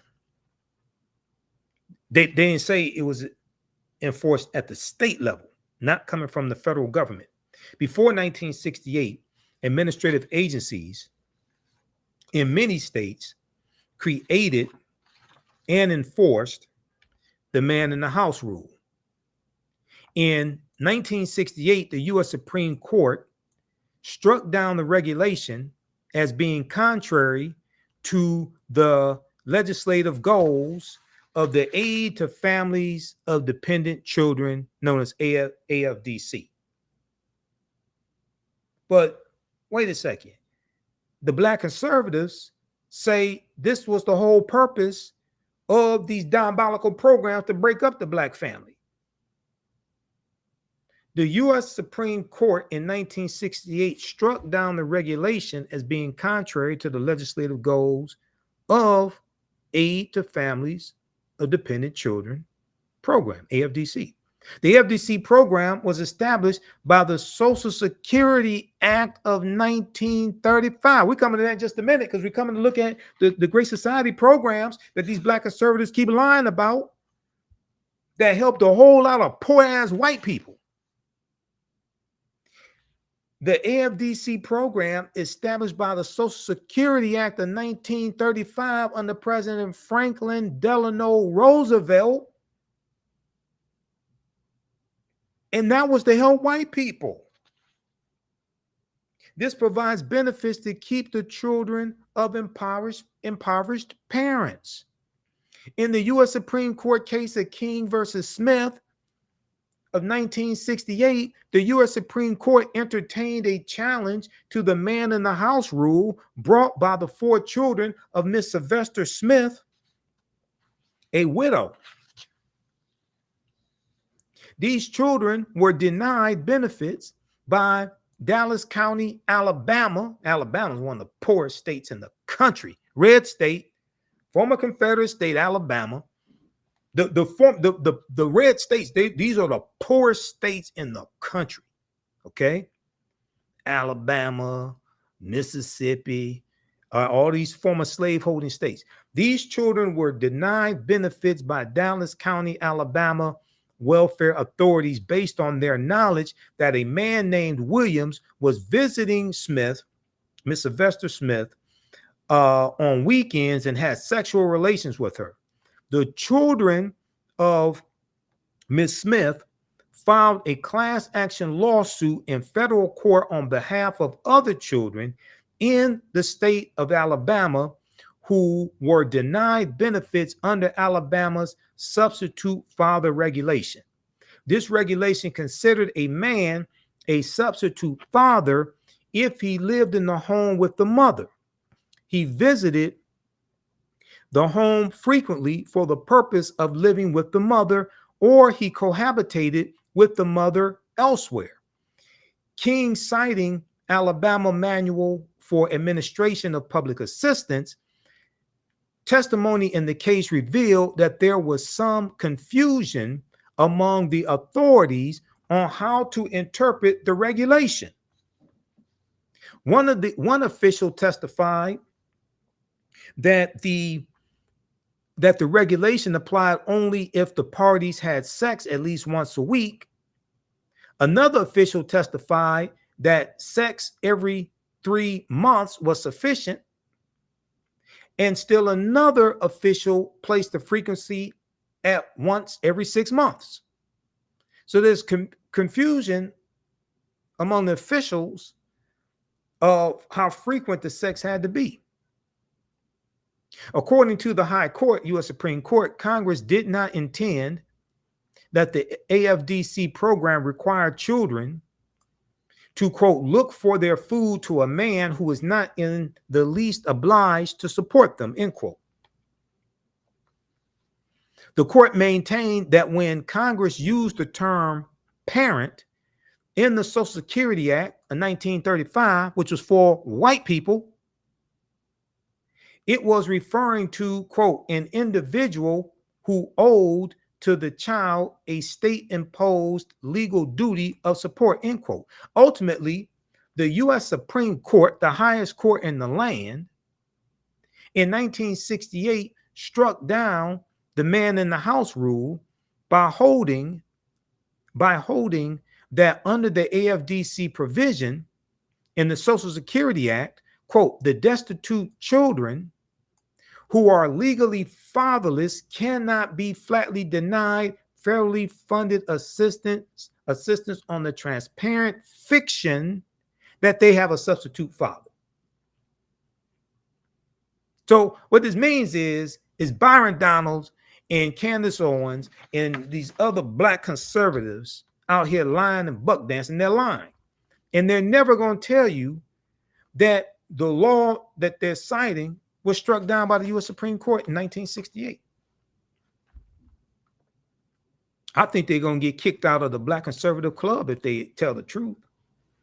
I think all their privileges are going to be taken away from them. They're going to lose their shows and their little privileges. Their white wives may divorce them.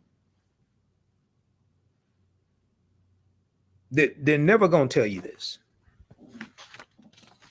Go read that article that gets deep into this case.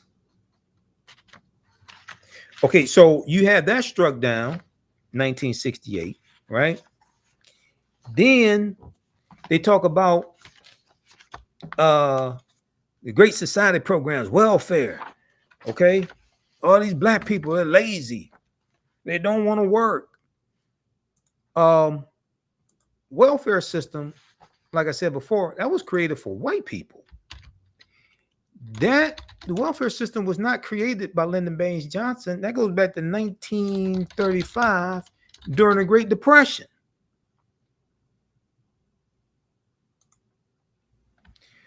Let's look at this from archives.gov. What's archives.gov? That's the U.S. National Archives. You know, the same U.S. National Archives that wanted the classified documents back from Donald Trump. And he said because of the Presidential Records Act of 1978, he can keep the documents. But that's not what the Presidential Records Act of 1978 says. You can go read it at archives.gov, U.S. National Archives, because I read it. That's how I know he's lying. This says all those documents that presidents have are supposed to go to the U.S. National Archives because they belong to the people. If there's some documents that he has to keep or something, or what have, or if he needs documents for, like, to write a book, there's a process to go through to keep documents temporarily or something like that. You can't just say the Presidential Records Act says I can keep these documents, therefore you keep it, and then you ignore subpoenas from the National Archives. You just ignore that stuff. No. That's not how the real world works.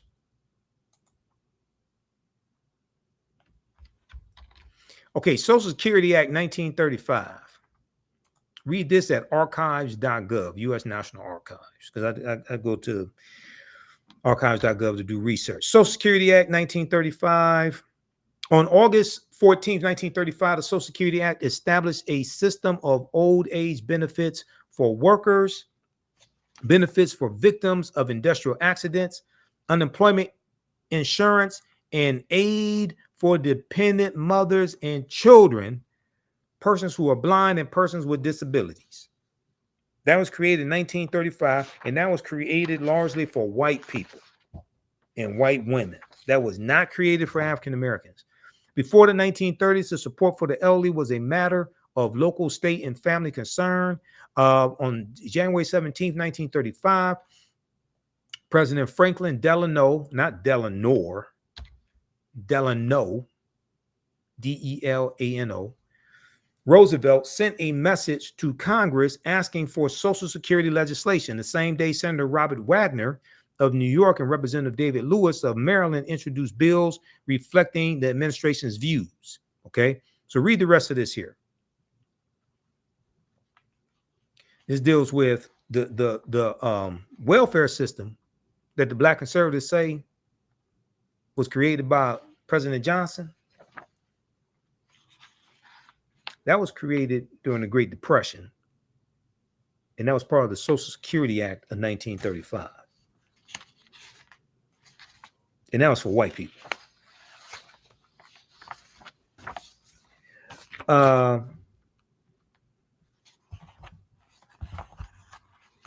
If we look here at, there was a really good article by thegrio.com, Michael Harriot at the Grio. And I'm not a big fan of Michael Harriot at the Grio. He does write some good articles every now and then. There was this one right here. They did a fact check on these lies Byron Donalds was telling. And they did a pretty good job with the fact check.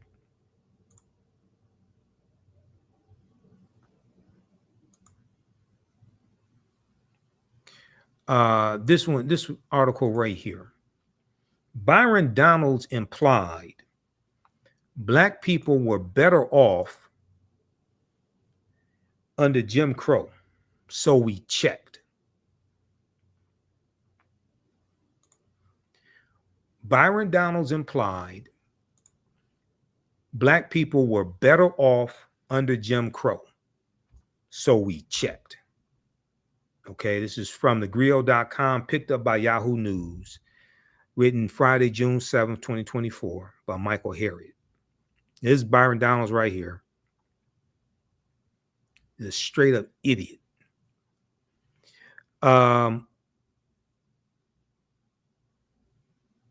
Let's see. Byron Donalds voted to overturn election results in 2020. So it wasn't unusual when people accused the two-term congressman of valorizing the era of government-approved racism known as Jim Crow. Okay, so they go through and break down, do some fact checking here. What was Jim Crow? After the 1876 presidential election, 15 white men gathered in a room to figure out a solution to the first Stop the Steal movement, known as the Wormley Agreement or the Compromise of 1877. 5 Supreme Court justices, 5 senators, and 5 representatives awarded the presidency to the Republican candidate Rutherford B. Hayes in exchange for ending the Reconstruction era. The concessions included a specific accommodation that the federal government would stop forcing former Confederate states to recognize the constitutional rights of Black citizens.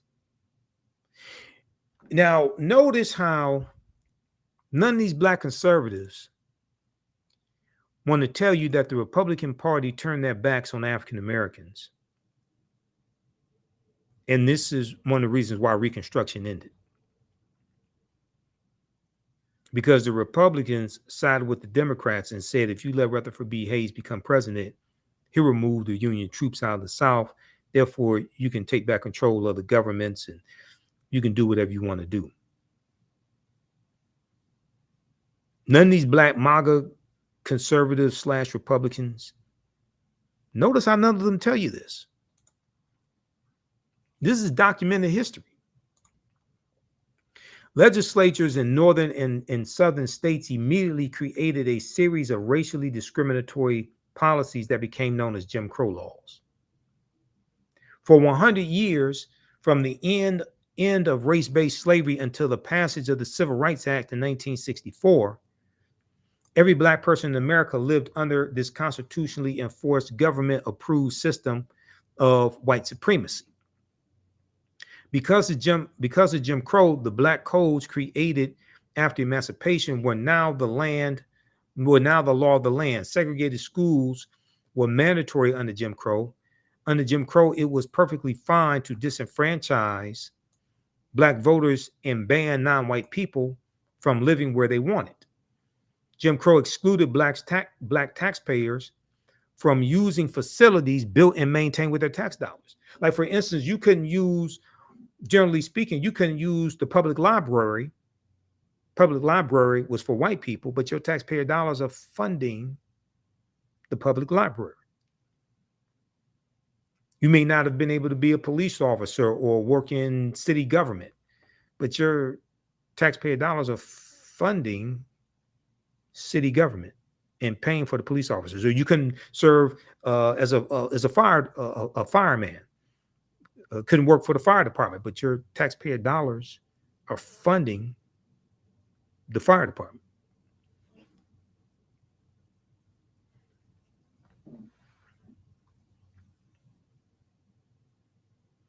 Were black voters more conservative? See, this is one of the things that Byron Donalds said. He said they were voting conservatively during Jim Crow. Most people could not vote under Jim Crow. According to the U.S. Census data between 1880 and 1960, the majority of black Americans lived in the South. Specifically, they lived in states that disenfranchised African American voters, which is why the Civil Rights Act of 1964 pre-clearance requirement banned these states from changing their voting laws without permission from the Department of Justice. And the Department of Justice was created in 1870 to enforce the new rights of African Americans. It is literally impossible to know what the majority of black Americans wanted under Jim Crow if they could not vote. Even if one counted the votes of the black people who did vote, there was never a moment in the history of this country when the majority of black voters supported conservative politics, not as a whole. Not as a whole. What are you calling conservative? Because, see, if what's interesting, Donalds really doesn't understand history, okay?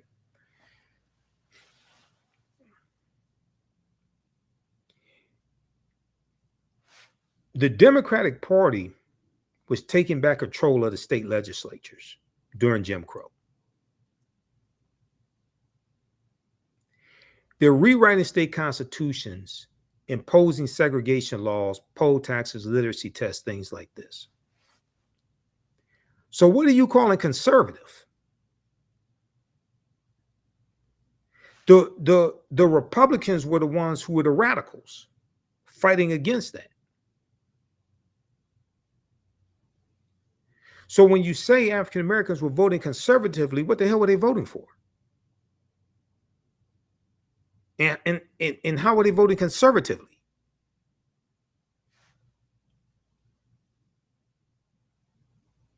Were you saying they're voting for laws to oppress them and suppress their vote?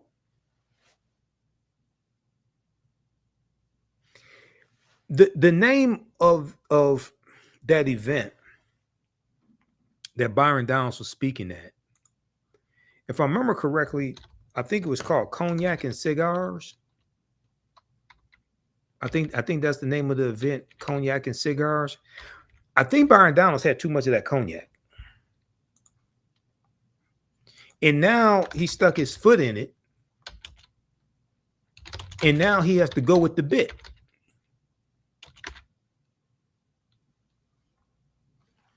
Because he can't admit he made a mistake, was wrong, didn't know what he was talking about, anything like that. Now he has to go with the bit.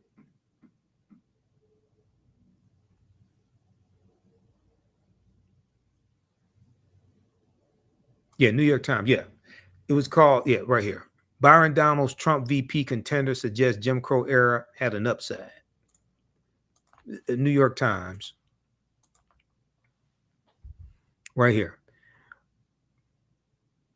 Okay, the Republican congressman from Florida was visiting Philadelphia to persuade black voters to support former President Donald Trump. How sick can you be? Al Sharpton, I have my disagreements with Al Sharpton on certain things. Al Sharpton, Reverend Al Sharpton, asked him the correct question. What the hell happened to you to make you think that the Jim Crow era was somehow positive? Now, I just showed you the article from the Washington Post where Donald Trump is being prosecuted by Special Counsel Jack Smith under Section 241 of federal code, federal statute, which is the Ku Klux Klan Act of 1871. And you're going to take your black ass to Philadelphia to try to convince black people to vote for Donald Trump, who tried to invalidate their votes in 2020 and overthrow the government. You are a special type of stupid to do something like that. That's a special type of stupid.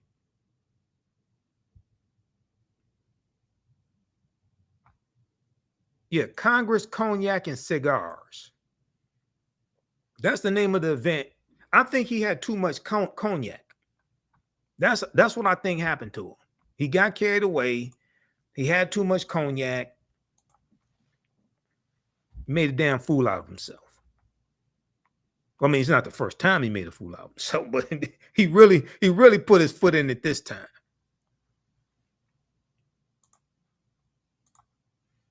Okay, let's continue. So I'm gonna wrap this up here in a minute. Let's go back to this piece here from the griot.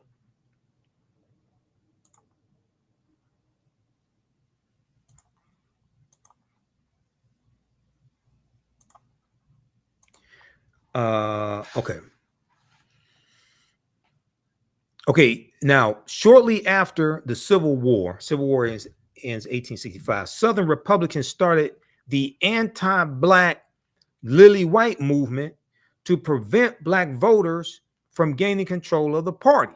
Okay, this is some Southern Republicans. Now, in my research on the Lily White movement, so there's like, we can say there are two periods of time in the Lily White movement, just like there's two, really three incarnations of the Ku Klux Klan, right?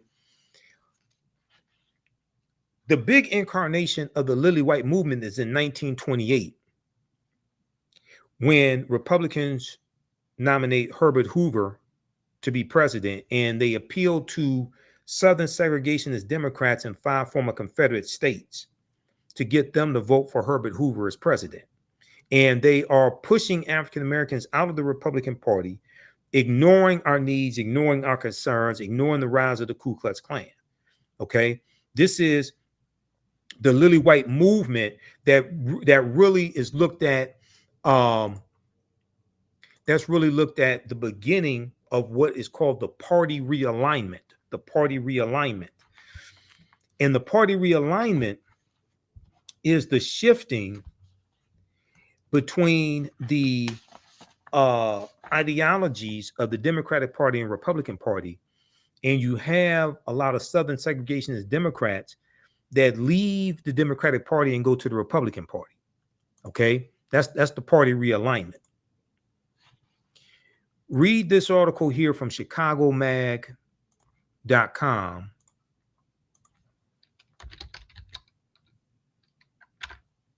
How the party of Lincoln lost virtually the entire black vote in 88 years. ChicagoMag.com. how the party of Lincoln lost virtually the entire black vote in 88 years. In 1928, the Chicago Defender, black newspaper, warned the GOP that it was in danger of alienating African Americans. They did not listen, and the fall came fast. This is by Moser, July 29th, 2016. July 29th, 2016. Just a few months before the 2016 presidential election. In this article, they talk about the Lily White movement. Now, here's Herbert Hoover. Herbert Hoover at Howard University, 1932. President Herbert Hoover. This is during the Great Depression. His policies and rhetoric were the beginning of the end for the Black Republican vote. Okay, and I want to fast forward here. 1928. Robert Abbott, the founder of the Chicago Defender, is calling out the Republican Party in this article. Okay. Let me see. And it talks about here. Let's see here. In party ideologies in America, 1828 to 1996, political scientist John Gehring marks the beginning of the modern Republican Party as President Herbert Hoover's shifting campaign rhetoric. Well, he wins the 1928 presidential election. Herbert Hoover's shifting campaign rhetoric in 1928 and 1932. He's going to lose in 1932 to Franklin Roosevelt, when he talked more about the virtues of the American home and family than hardtack economics. Because you're during the Great Depression. He mishandled the Great Depression and he loses the election. He only serves one term. Hoover's oratory about the progress of the individual being threatened by an overzealous government bureaucracy stuck around for the next 8 decades, and the wisdom of generations has helped us discern that this was indeed the start of a new Republican era. In the final weeks of the 1928 election, the Chicago Defender printed a series of articles and editorials that listed post-war grievances with the Republican Party. So they're talking about after World War I, which ends in 1918, post-war. In Washington, D.C., where the federal government was in direct authority, Republican presidents Warren G. Harding and Calvin Coolidge, as well as Republican majorities in the U.S. Congress, had not only acquiesced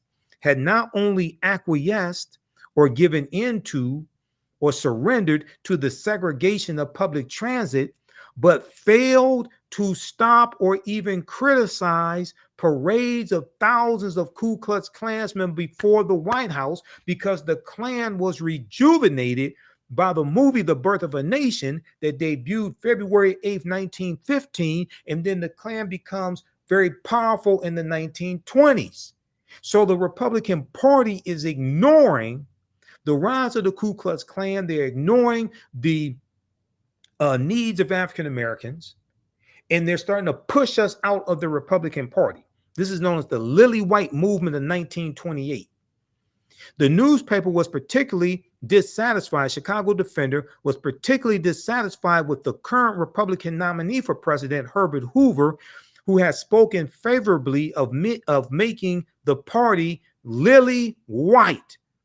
Republican Herbert Hoover spoke favorably of making the Republican Party lily white and excluded African Americans from their traditional role in that year's Republican National Convention. This was an effort to push African Americans out of the Republican Party, starting with Herbert Hoover in 1928 and the initiation of what's known as the Lily White movement of 1928. Most troubling of all was the candidate's covert backing from the Ku Klux Klan. whose members despised the Democratic nominee, New York Governor Al Smith, because he was Catholic, and Al Smith was a moderate from New York. So the Ku Klux Klan is back in the Republican Party. Now, why aren't these black conservatives talking about that? See, I've got receipts for them longer than CVS receipts. Read the rest of this article. How the party of Lincoln lost virtually the entire black vote in 88 years. This is from ChicagoMag.com.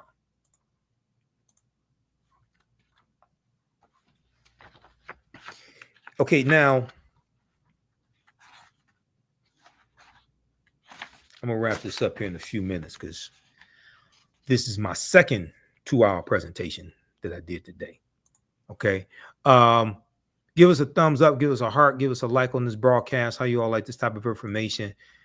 You can support the African History Network. We definitely need your support. $ the AHN Show through Cash App. $ the AHN Show through Cash App. Also through PayPal, paypal.me/the Show. We're going to post the information here. Register for the online history classes that I teach on Saturdays and Sundays. Our new class starts up Sunday, June 23rd. As soon as you register, there's bonus content that you can start watching. Okay. And you can join us and watch. There's bonus content, and you can register for the bundle pack also for my 2 classes. We have the information at our website, AfricanHistoryNetwork.com. Okay, now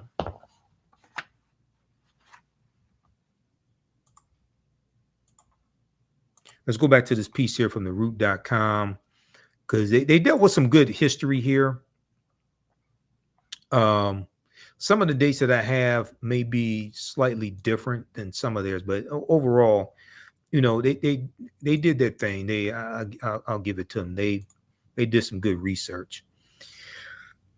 Southern Republicans started the anti-black Lily White movement to prevent black voters from gaining control of the Republican Party. Meanwhile, conservative Democrats did not even allow black people to attend the party's convention in an official capacity until 1924.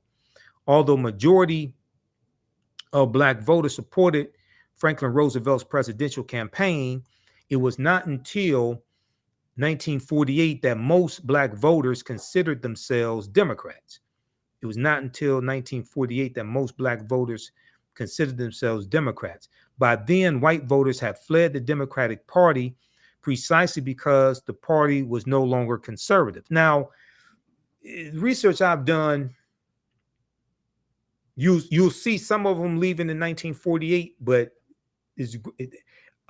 some of those conservative Democrats are going to stay, but they do eventually leave, the majority of them, and go to the Republican Party. What happened was you had the Strom Thurmond ran for president in 1948. Okay. There's a good article from history.com, official website of the History Channel. And I use I use this article in my classes. How the party of Lincoln won over the once Democratic South. How the party of Lincoln won over the once Democratic South. And now this article doesn't talk about the Lily White movement in 1928. I deal with that, but they hone in on 1948. Presidential election 1948 and Harry S. Truman, and how the Democratic Party had a more pro-civil rights platform in 1948. Okay, read this article, how the party of Lincoln won over the once Democratic South. Democratic defectors known as the Dixiecrats started a switch to the Republican Party in a movement that was later fueled by a so-called Southern strategy. So when Candace Owens said the Southern strategy doesn't exist, blah, blah, blah, she's lying. They used a Southern strategy in 1928, Republicans, to appeal the Southern segregationist Democrats in 5 former Confederate states. They used, Richard Nixon used a Southern strategy in 1968. She's lying. And she has to be getting paid to lie like that because you can't be that stupid for free. She has to be getting paid. If we go here to page 2 of this article,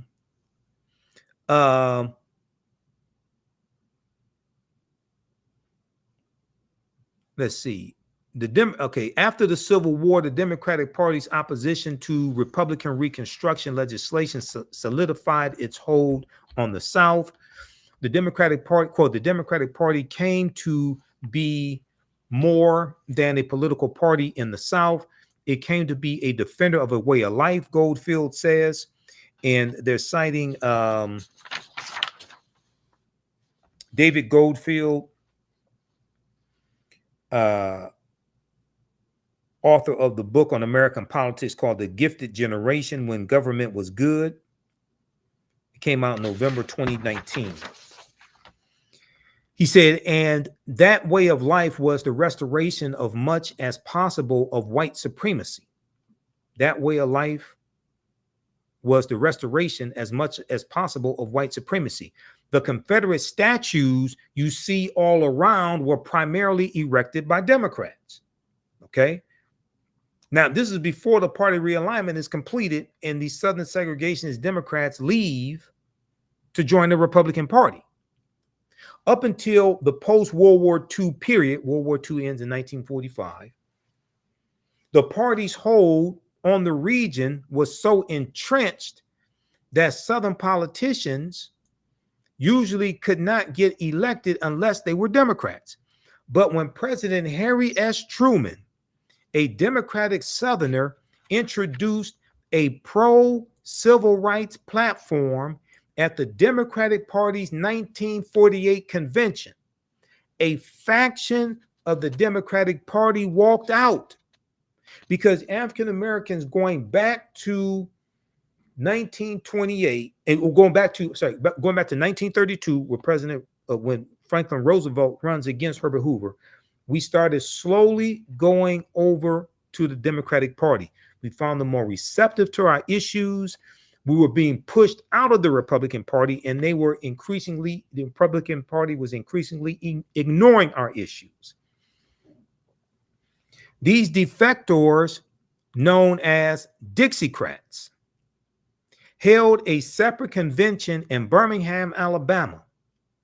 There, they nominated South Carolina Governor, white supremacist Strom Thurmond, who was a staunch opposer to civil rights, a staunch segregationist. He had a black mistress, okay, staunch opposer of civil rights, to run for president on their states' rights ticket.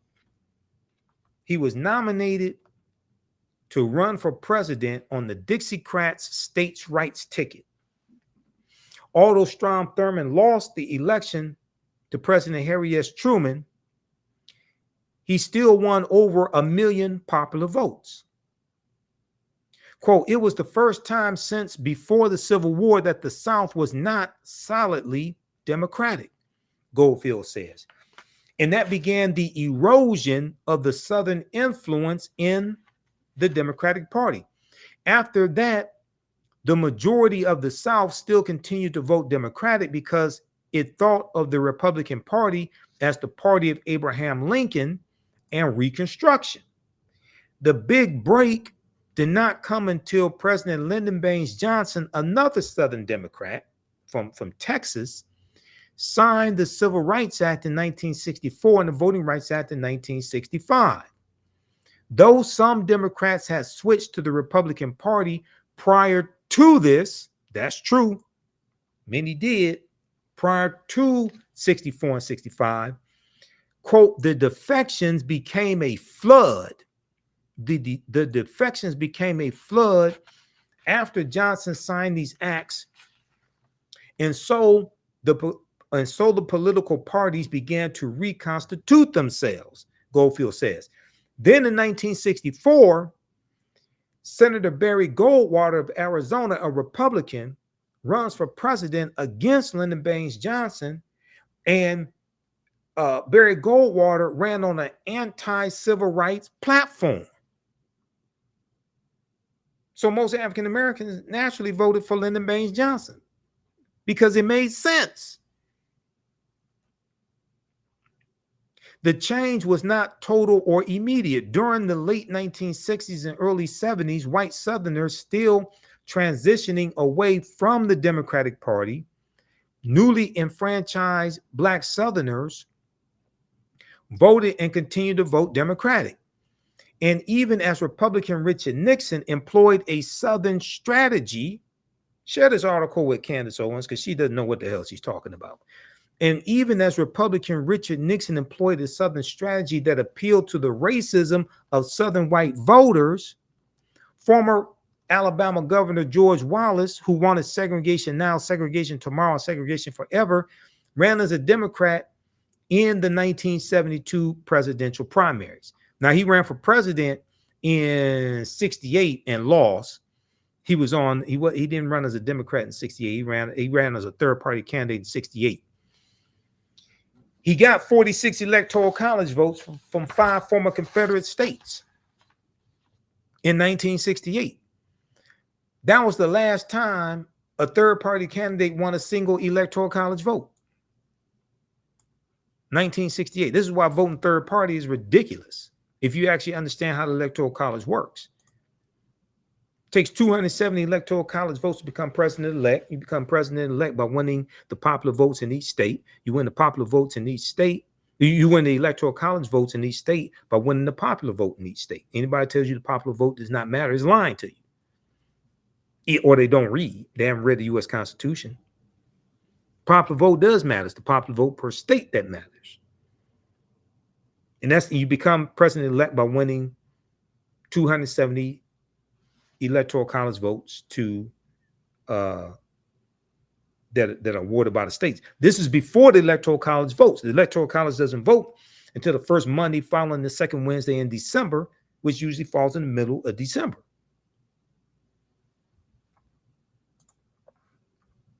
Read this article right here that deals with the history of third-party candidates. And breaks down this history, because I can listen to people talking about voting third party. I could tell they don't understand the U.S. Constitution and don't understand the Electoral College. Because if no presidential candidate gets 270, then it goes to the House of Representatives to determine who the president is, and they vote based upon delegation. There are 50 delegations because there are 50 states. Republicans control 26 of the 50 delegations, and they vote on, I think it's January 3rd. It voted January because new Congress comes in right about January 3rd or so. So if Donald Trump, if neither Donald Trump or Joe Biden get 270 electoral college votes, Donald Trump could lose the popular vote, lose the electoral college vote, and Republicans can still vote for him to become president because people end up wasting their vote voting for a third-party candidate. And you can still end up with this domestic terrorist back in office.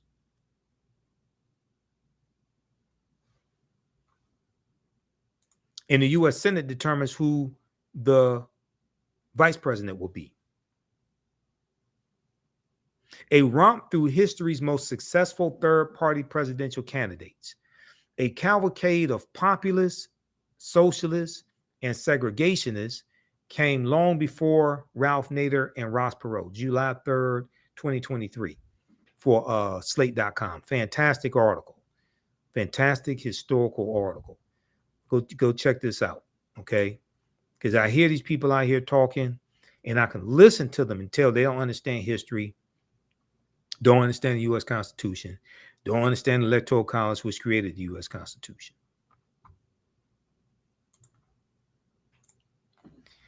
All right, now, Great Society programs. Take a look at this piece here.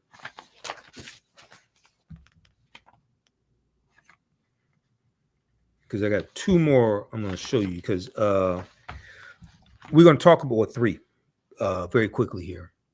Because I hear them say things like the marriage rate, the black marriage rate, all this stuff, right? We're going to look at the Great Society programs here. Then I'm going to show you something that none of these black conservatives or the white ones they love want to tell you.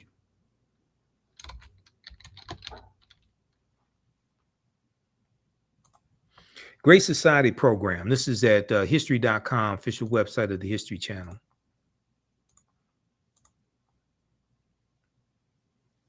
August 28th, 2018. Great Society. In a nutshell, okay, it takes you through, it talks about the Great of what they were. The Great Society was an ambitious series of policy initiatives, legislation, and programs spearheaded by President Lyndon Baines Johnson, with the main goals of ending poverty, reducing crime, abolishing inequality, and improving the environment. This is why black conservatives are against this. They're not really trying to change policies to fight poverty. Okay. They're not trying to abolish inequality. Most of them are against environmental regulations to improve the environment, fight climate change, things of this nature. In May 1964, President Lyndon Baines Johnson laid out his agenda for a great society during a speech at the University of Michigan. With his eye on re-election that year, Johnson set in motion his Great Society, the largest social reform plan in modern history. Okay, so they talk about riding a wave of empathy and being sworn in after Kennedy was assassinated. They talk about the war on poverty. The war on poverty. In March of 1964, Johnson introduced the Office of Economic Opportunity and the Economic Opportunity Act during a special message to Congress. He had hoped to help the underprivileged break the poverty cycle by helping them develop job skills, further their education, and find work. Okay. Now these black conservatives make the Great Society programs seem like it's for lazy people and lazy black people. No, it was to help them develop job skills, further their education, and find work. To do this, President Johnson created Job Corps for 100,000 disadvantaged men. Half would work on conservation projects, and the other will receive education and skills and training special job training centers. Receive education and skills training in special job training centers. Does this sound like this is something for lazy people? In addition, President Johnson tasked state and local governments with creating work training programs for up to 200,000 men and women. A national work study program was also established to offer 140,000 Americans the chance to go to college who could otherwise not afford it. So the work study program that you have in colleges, okay, this was a special government program where you work and get paid for it while you're in college. All it's a special program that was created by the Great Society programs. Does this sound like this is for lazy people? Other initiatives, the so-called war on poverty offered were a community action program for people to tackle poverty within their own communities, the ability for the government to recruit and train skilled American volunteers to serve poverty-stricken communities, loans and guarantees for employers who offer jobs to the unemployed. So this was encouraging people to work, not discouraging people from working. It was encouraging people to work, encouraging people to go to college, encouraging people to get skilled trades training. funds for farmers to purchase land and establish agricultural co-ops, help for unemployed parents preparing to enter the workforce, help for unemployed parents preparing to enter the workforce. Then you had Medicaid, Medicare and Medicaid that's created by the Great Society programs. Head Start and education reform was also created by the Great Society programs. The Head Start program started as an 8-week summer camp run by the Office of Economic and Opportunity for 500,000 children ages 3 to 5. Since the program's inception, it has served over 32 million vulnerable children in America. Oh, we can't have Head Start. We can't have lazy 3-year-olds and 5-year-olds. Read the rest of this. Preschool, all that, funded preschool programs, supported school libraries, purchased school textbooks, provided special education services, etc. Okay? Read the rest of this. Great Society. This is at history.com, official website of the History Channel. Okay, now, so we got that one, and then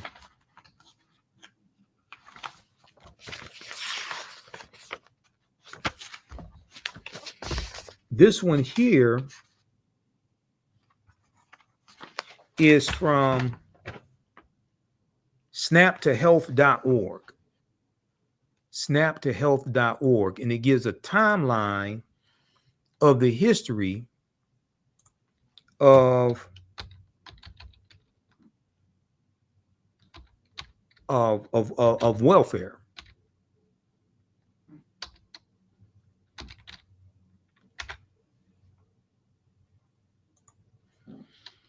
A virtual town hall for SNAP.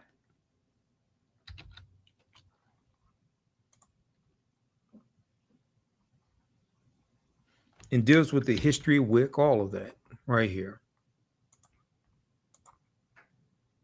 And how WIC was overhauled under the Richard Nixon administration. History of WIC, 1968. This is SNAP to Health, a virtual town hall for SNAP, WIC, and nutrition in the United States. History of WIC, going back to 1968, they talk about 1969, President Richard Nixon in December 1969, White House Conference on Food, Nutrition, and Health focused on the problem of malnutrition and hunger due to poverty. Conference recommendations call for special attention to be given to the nutritional needs of low-income pregnant women and preschool children. And they were focusing on white people. Conference recommendations call for special attention to be given to the nutritional needs of low-income pregnant women and preschool children. 1972, on September 26, 1972, an amendment to the Child Nutrition Act of 1966 authorized WIC. The legislation established the Special Supplemental Food Program as a 2-year pilot using Dr. David Page's voucher program as a model. 1973, the program is renamed Special Supplemental Food Program for Women, Infants, and Children, known as WIC. Now, this is under President Richard Nixon. 2 food packages are developed, one for infants and one for children and pregnant or breastfeeding women. Okay, read the rest of this. It takes you throughout history.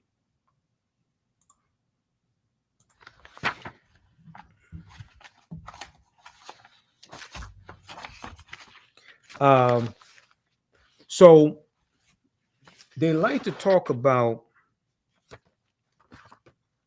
the marriage rates and things like that, and black people not getting married and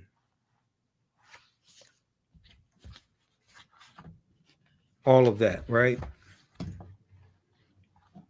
And then they blame the Great Society programs, which were helping largely white people.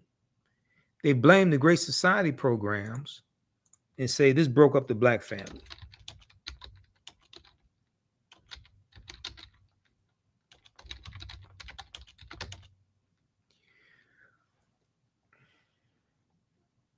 The marriage rates in this country start declining in the 1970s.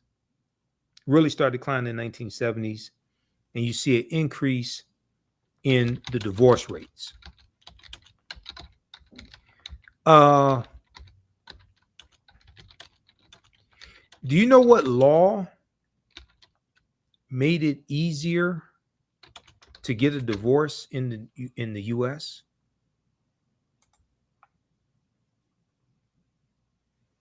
Does anybody know? Because these black conservatives are not going to tell you. That was the Family Law Act of 1969.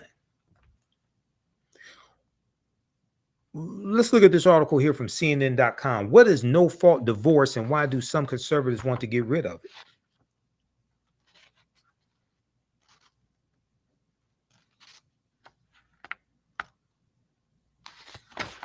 For the sake of time, we're going to go right to this right here. What is the history of no-fault divorce in the United States? No-fault divorce was first legalized in California in 1969 by then Governor Ronald Reagan, who would eventually become the first U.S. president who had been divorced. Former President Donald Trump was the second. By 2010, every state had legalized a no-fault divorce option. Governor Ronald Reagan signed into law in 1969 what was known as the Family Law Act of 1969, which made it easier to get a divorce, and you got what's called a no-fault divorce based upon irreconcilable differences. That was signed into law by Governor Ronald Reagan. Versions of that law were adopted by the other states. This is why the divorce rate started falling. It started with Republicans. Before this option, an at-fault divorce was the only recourse for a broken union. This led to complications for couples whose situation, for one reason or another, did not fit the required legal procedure. Couples who wanted a divorce were all but forced by the law to create some sort of fault-based scenario. It was not uncommon for couples to concoct scenarios that would feign adultery or for one party to move across state lines to fulfill legal requirements for fault claims like abandonment. Migratory divorce, where a couple would move together to a state with no fault divorce laws, was common. In fact, these methods were so widespread that to a lot of legal experts, a solution like no-fault divorce was necessary to make the system work again. The National Association of Women Lawyers championed no-fault divorce solutions throughout the first half of the 20th century. Read the rest of this article. That goes back to Ronald Reagan, Republican. 1969, the Family Law Act of 1969.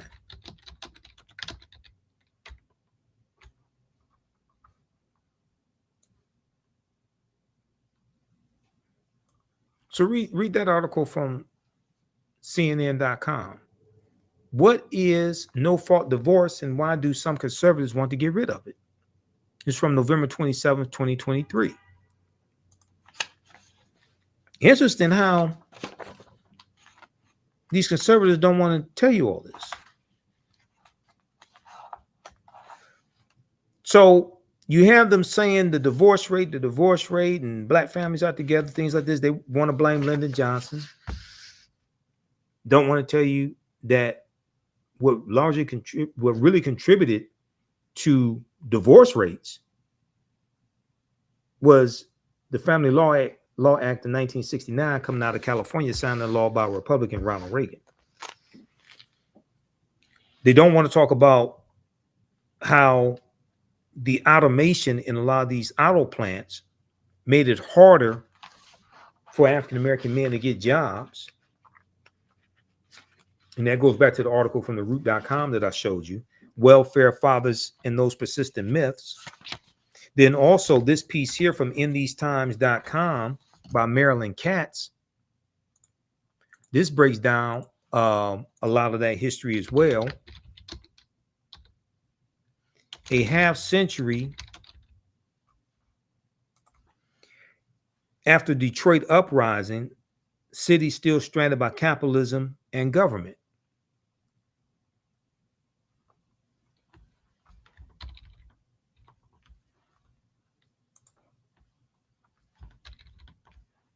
This piece right here, which takes you through some of the history of Detroit and the deindustrialization of Detroit.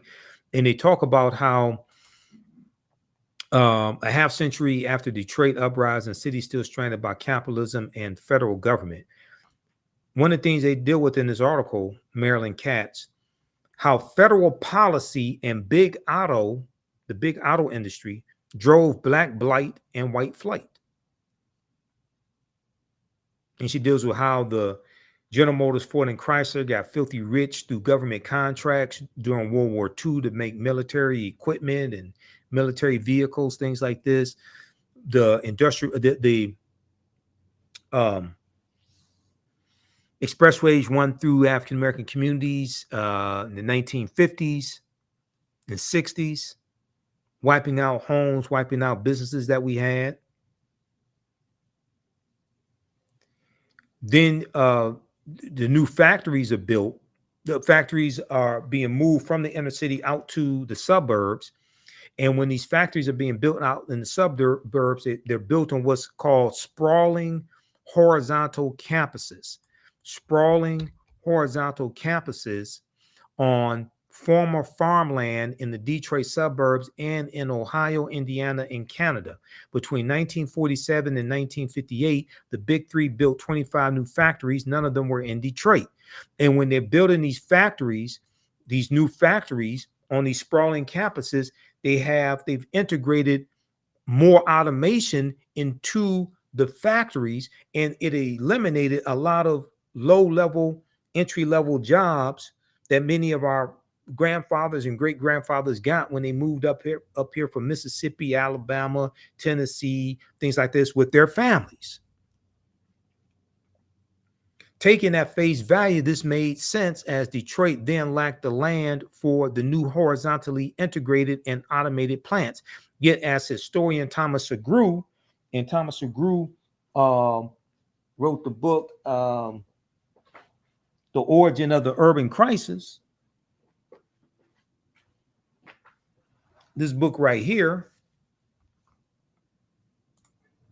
The Origin of the Urban Crisis, which deals with a lot of Detroit history, race and inequality in post-war Detroit, The Origin of the Urban Crisis, Professor Thomas Segru.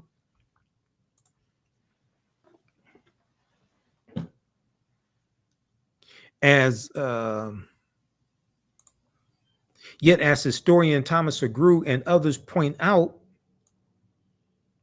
it was also a way for the auto companies to weaken the UAW, which had won unprecedented victories during the war years, World War II. And with the auto industry went the jobs. In 1960, only Chrysler produced cars in Detroit. Its 60,000 Detroit workers represented only half of those employed just a decade earlier. In less than 2 decades, from 1947 to 1967, Detroit lost 128,000 jobs in the auto industry alone. Okay, read the rest of this article here.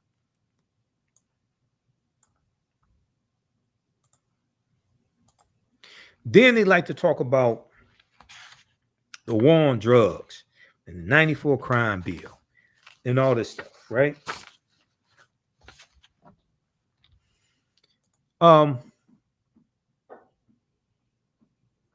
You know when the war on drugs started?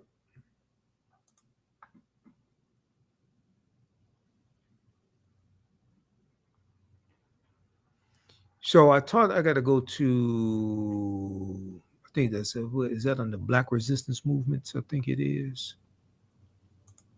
The war on drugs was declared June 17th, 1971 by a president named Richard Nixon, who ran for president on the platform of law and order, which means protect white people and lock up African Americans. That's basically what law and order means. He ran as a backlash to the civil rights movement and Black Power movement and the rebellions taking place across the country. He ran as a backlash largely to the anti-poverty programs, Great Society programs. He ran on discontinuing some and overhauling others. But he ran as a backlash to all of that.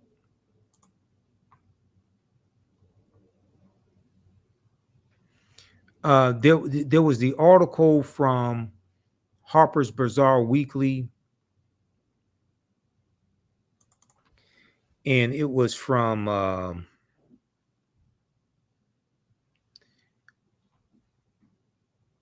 2016. It's called Legalize It All.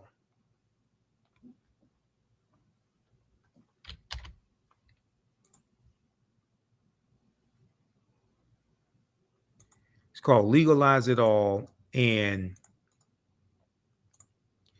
in the article, and I want to pull this up here, they talk about how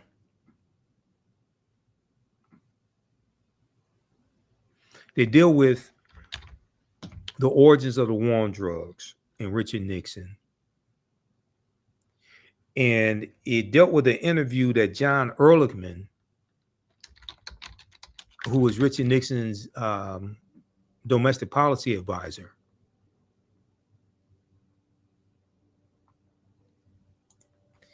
an interview he did with a journalist named Dan Baum in 1994.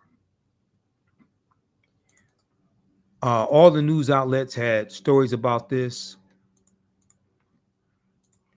And John Ehrlichman talked about what the war on drugs was really about and how it targeted African Americans and the anti-war effort, and the hippies.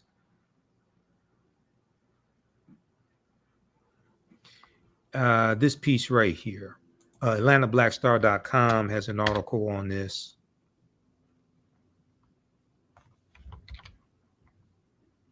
I was trying to bring up my slides also,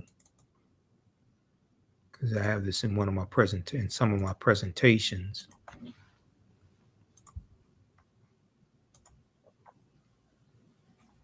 Nixon advisors said the war on drugs was a manufactured lie designed to target and disrupt the Black community. March 23rd, 2016, AtlantaBlackStar.com. Here's a picture of John Ehrlichman and Richard Nixon. Picture from 1972. The name of the article from Harper's Magazine was called Legalize It All. I'm going to try to pull up that piece because they go through and really explain this.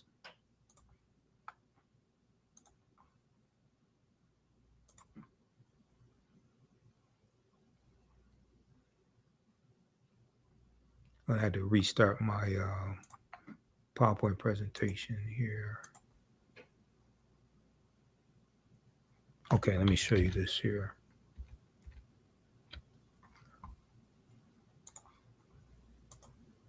I'm going to go to a slide from one of my presentations because I did a lecture back in 2016 dealing with the history of the war on drugs. So I did a lot of research on this. And it was in April 2016 that this story came out. Legalize It All, How to Win the War.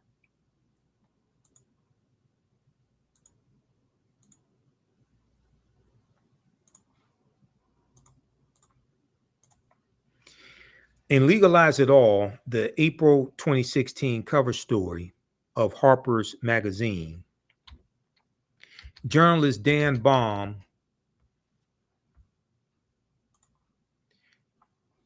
let's go to this. Journalist Dan Baum, B-A-U-M, author of Smoke and Mirrors, The War on Drugs and the Politics of Failure, discusses his 1994 interview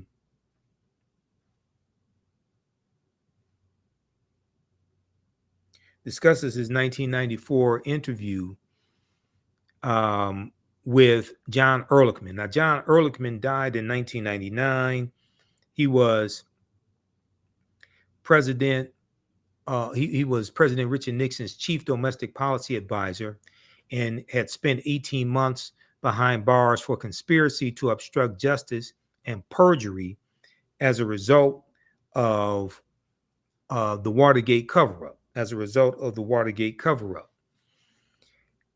Read the article from AtlantaBlackStar.com. Nixon advisor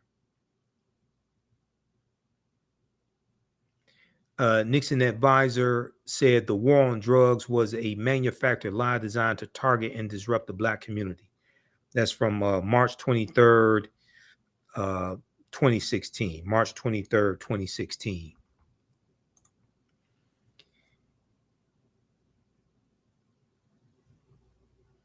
How did the United States entangle itself in a policy of drug prohibition that has yielded so much misery and so few good results? Americans have been criminalizing psychoactive substances since San Francisco's anti-opium 1875 law that targeted Chinese men working on railroads.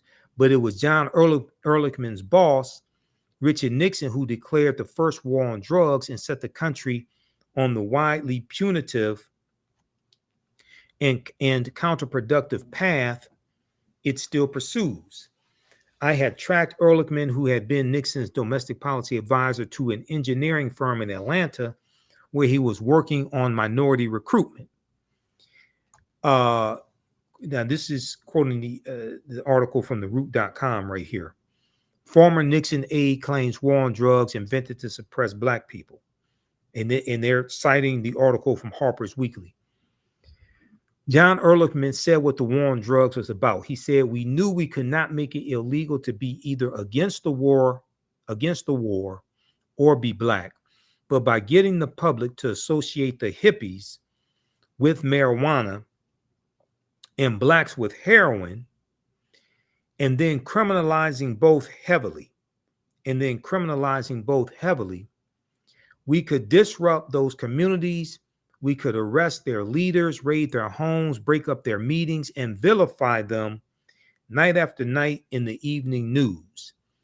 Did we know we were lying about the drugs? Of course we did. Did we know we were lying about the drugs? Of course we did." So I'm waiting for some of these Black conservatives to tell you what Richard Nixon did in his war on drugs. Because the U.S. prison population quadrupled from 1970 to 1993. It went from 300,000 in 1970 to 1.3 million in 1993. I don't know why they're not telling you this. I just can't figure it out. All right. So, also, you can read this piece here dealing with Jim Crow laws and the history of Jim Crow laws. Let's see, this is a good one here. Yeah, right here. Jim Crow laws from history.com.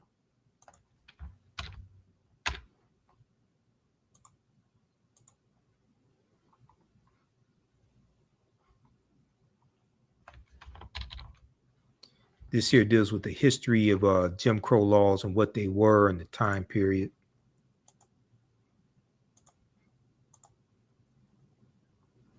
So you can read this. Jim Crow laws were a collection of state and local statutes that legalized racial segregation, named after a Black minstrel show character. That Black minstrel show character was created by T.D. Rice, Thomas Dartmouth Rice, right around 1828, 1829. Comes from the story goes, he saw a male slave tending to animals. He's a teenage male, something like that. He was singing the song, "Turn around, jump around, I jump just so. Every time I turn around, I jump Jim Crow." So it was named after a black minstrel show character. T.D. Rice creates his Jim Crow character, puts on black face, tattered, torn clothing, and adopts a Southern dialect and performs his Jim Crow character on stage. This becomes the birth of the minstrel shows. The birth of the minstrel shows. Thomas Dartmouth Rice is known as the father of minstrelsy and the minstrel shows. The laws, which existed for about 100 years from the post-Civil War era until 1968, were meant to marginalize African Americans by denying them the right to vote, hold jobs, and get education or other opportunities. Those who attempted to defy Jim Crow laws often faced arrest, fines, jail sentences, violence, and death. Then they go into the history of the black codes, etc. Okay, so read this here, dealing with Jim Crow laws.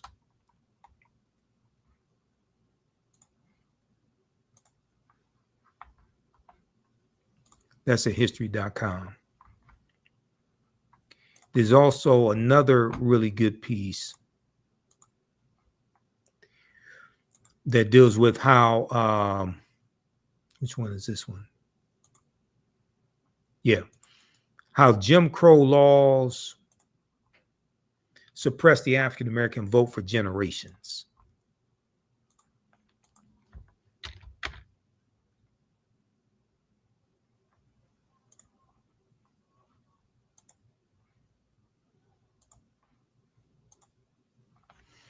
This one right here, how Jim Crow era laws suppressed the African American vote for generations.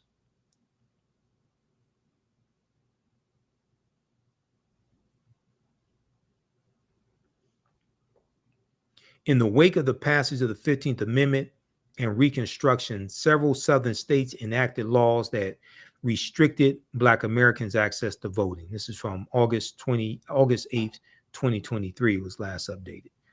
So read this one here. Welcome to Sapphire. Takes you through history. Talks about the 15th Amendment, all of this. Mississippi State Constitution, Mississippi State Convention, 1890. Right here, we came here to exclude the Negro.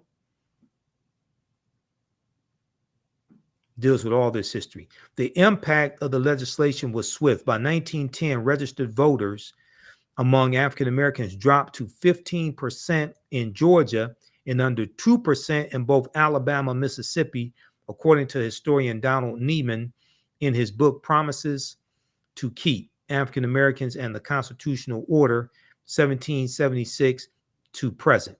Then you had Williams versus Mississippi, U.S. Supreme Court case of 1898 that challenged the poll taxes, and the U.S. Supreme Court upheld the state poll taxes in Mississippi, the disenfranchisement clauses, grandfather clauses, and literacy tests on the basis that the new Constitution did not discriminate between the races, and it has been shown that their actual administration was not evil, only that evil was possible under them. This is what the U.S. Supreme Court ruled when we challenged these laws. This is 2 years after Plessy versus Ferguson. This is Williams versus Mississippi, 1898 U.S. Supreme Court case.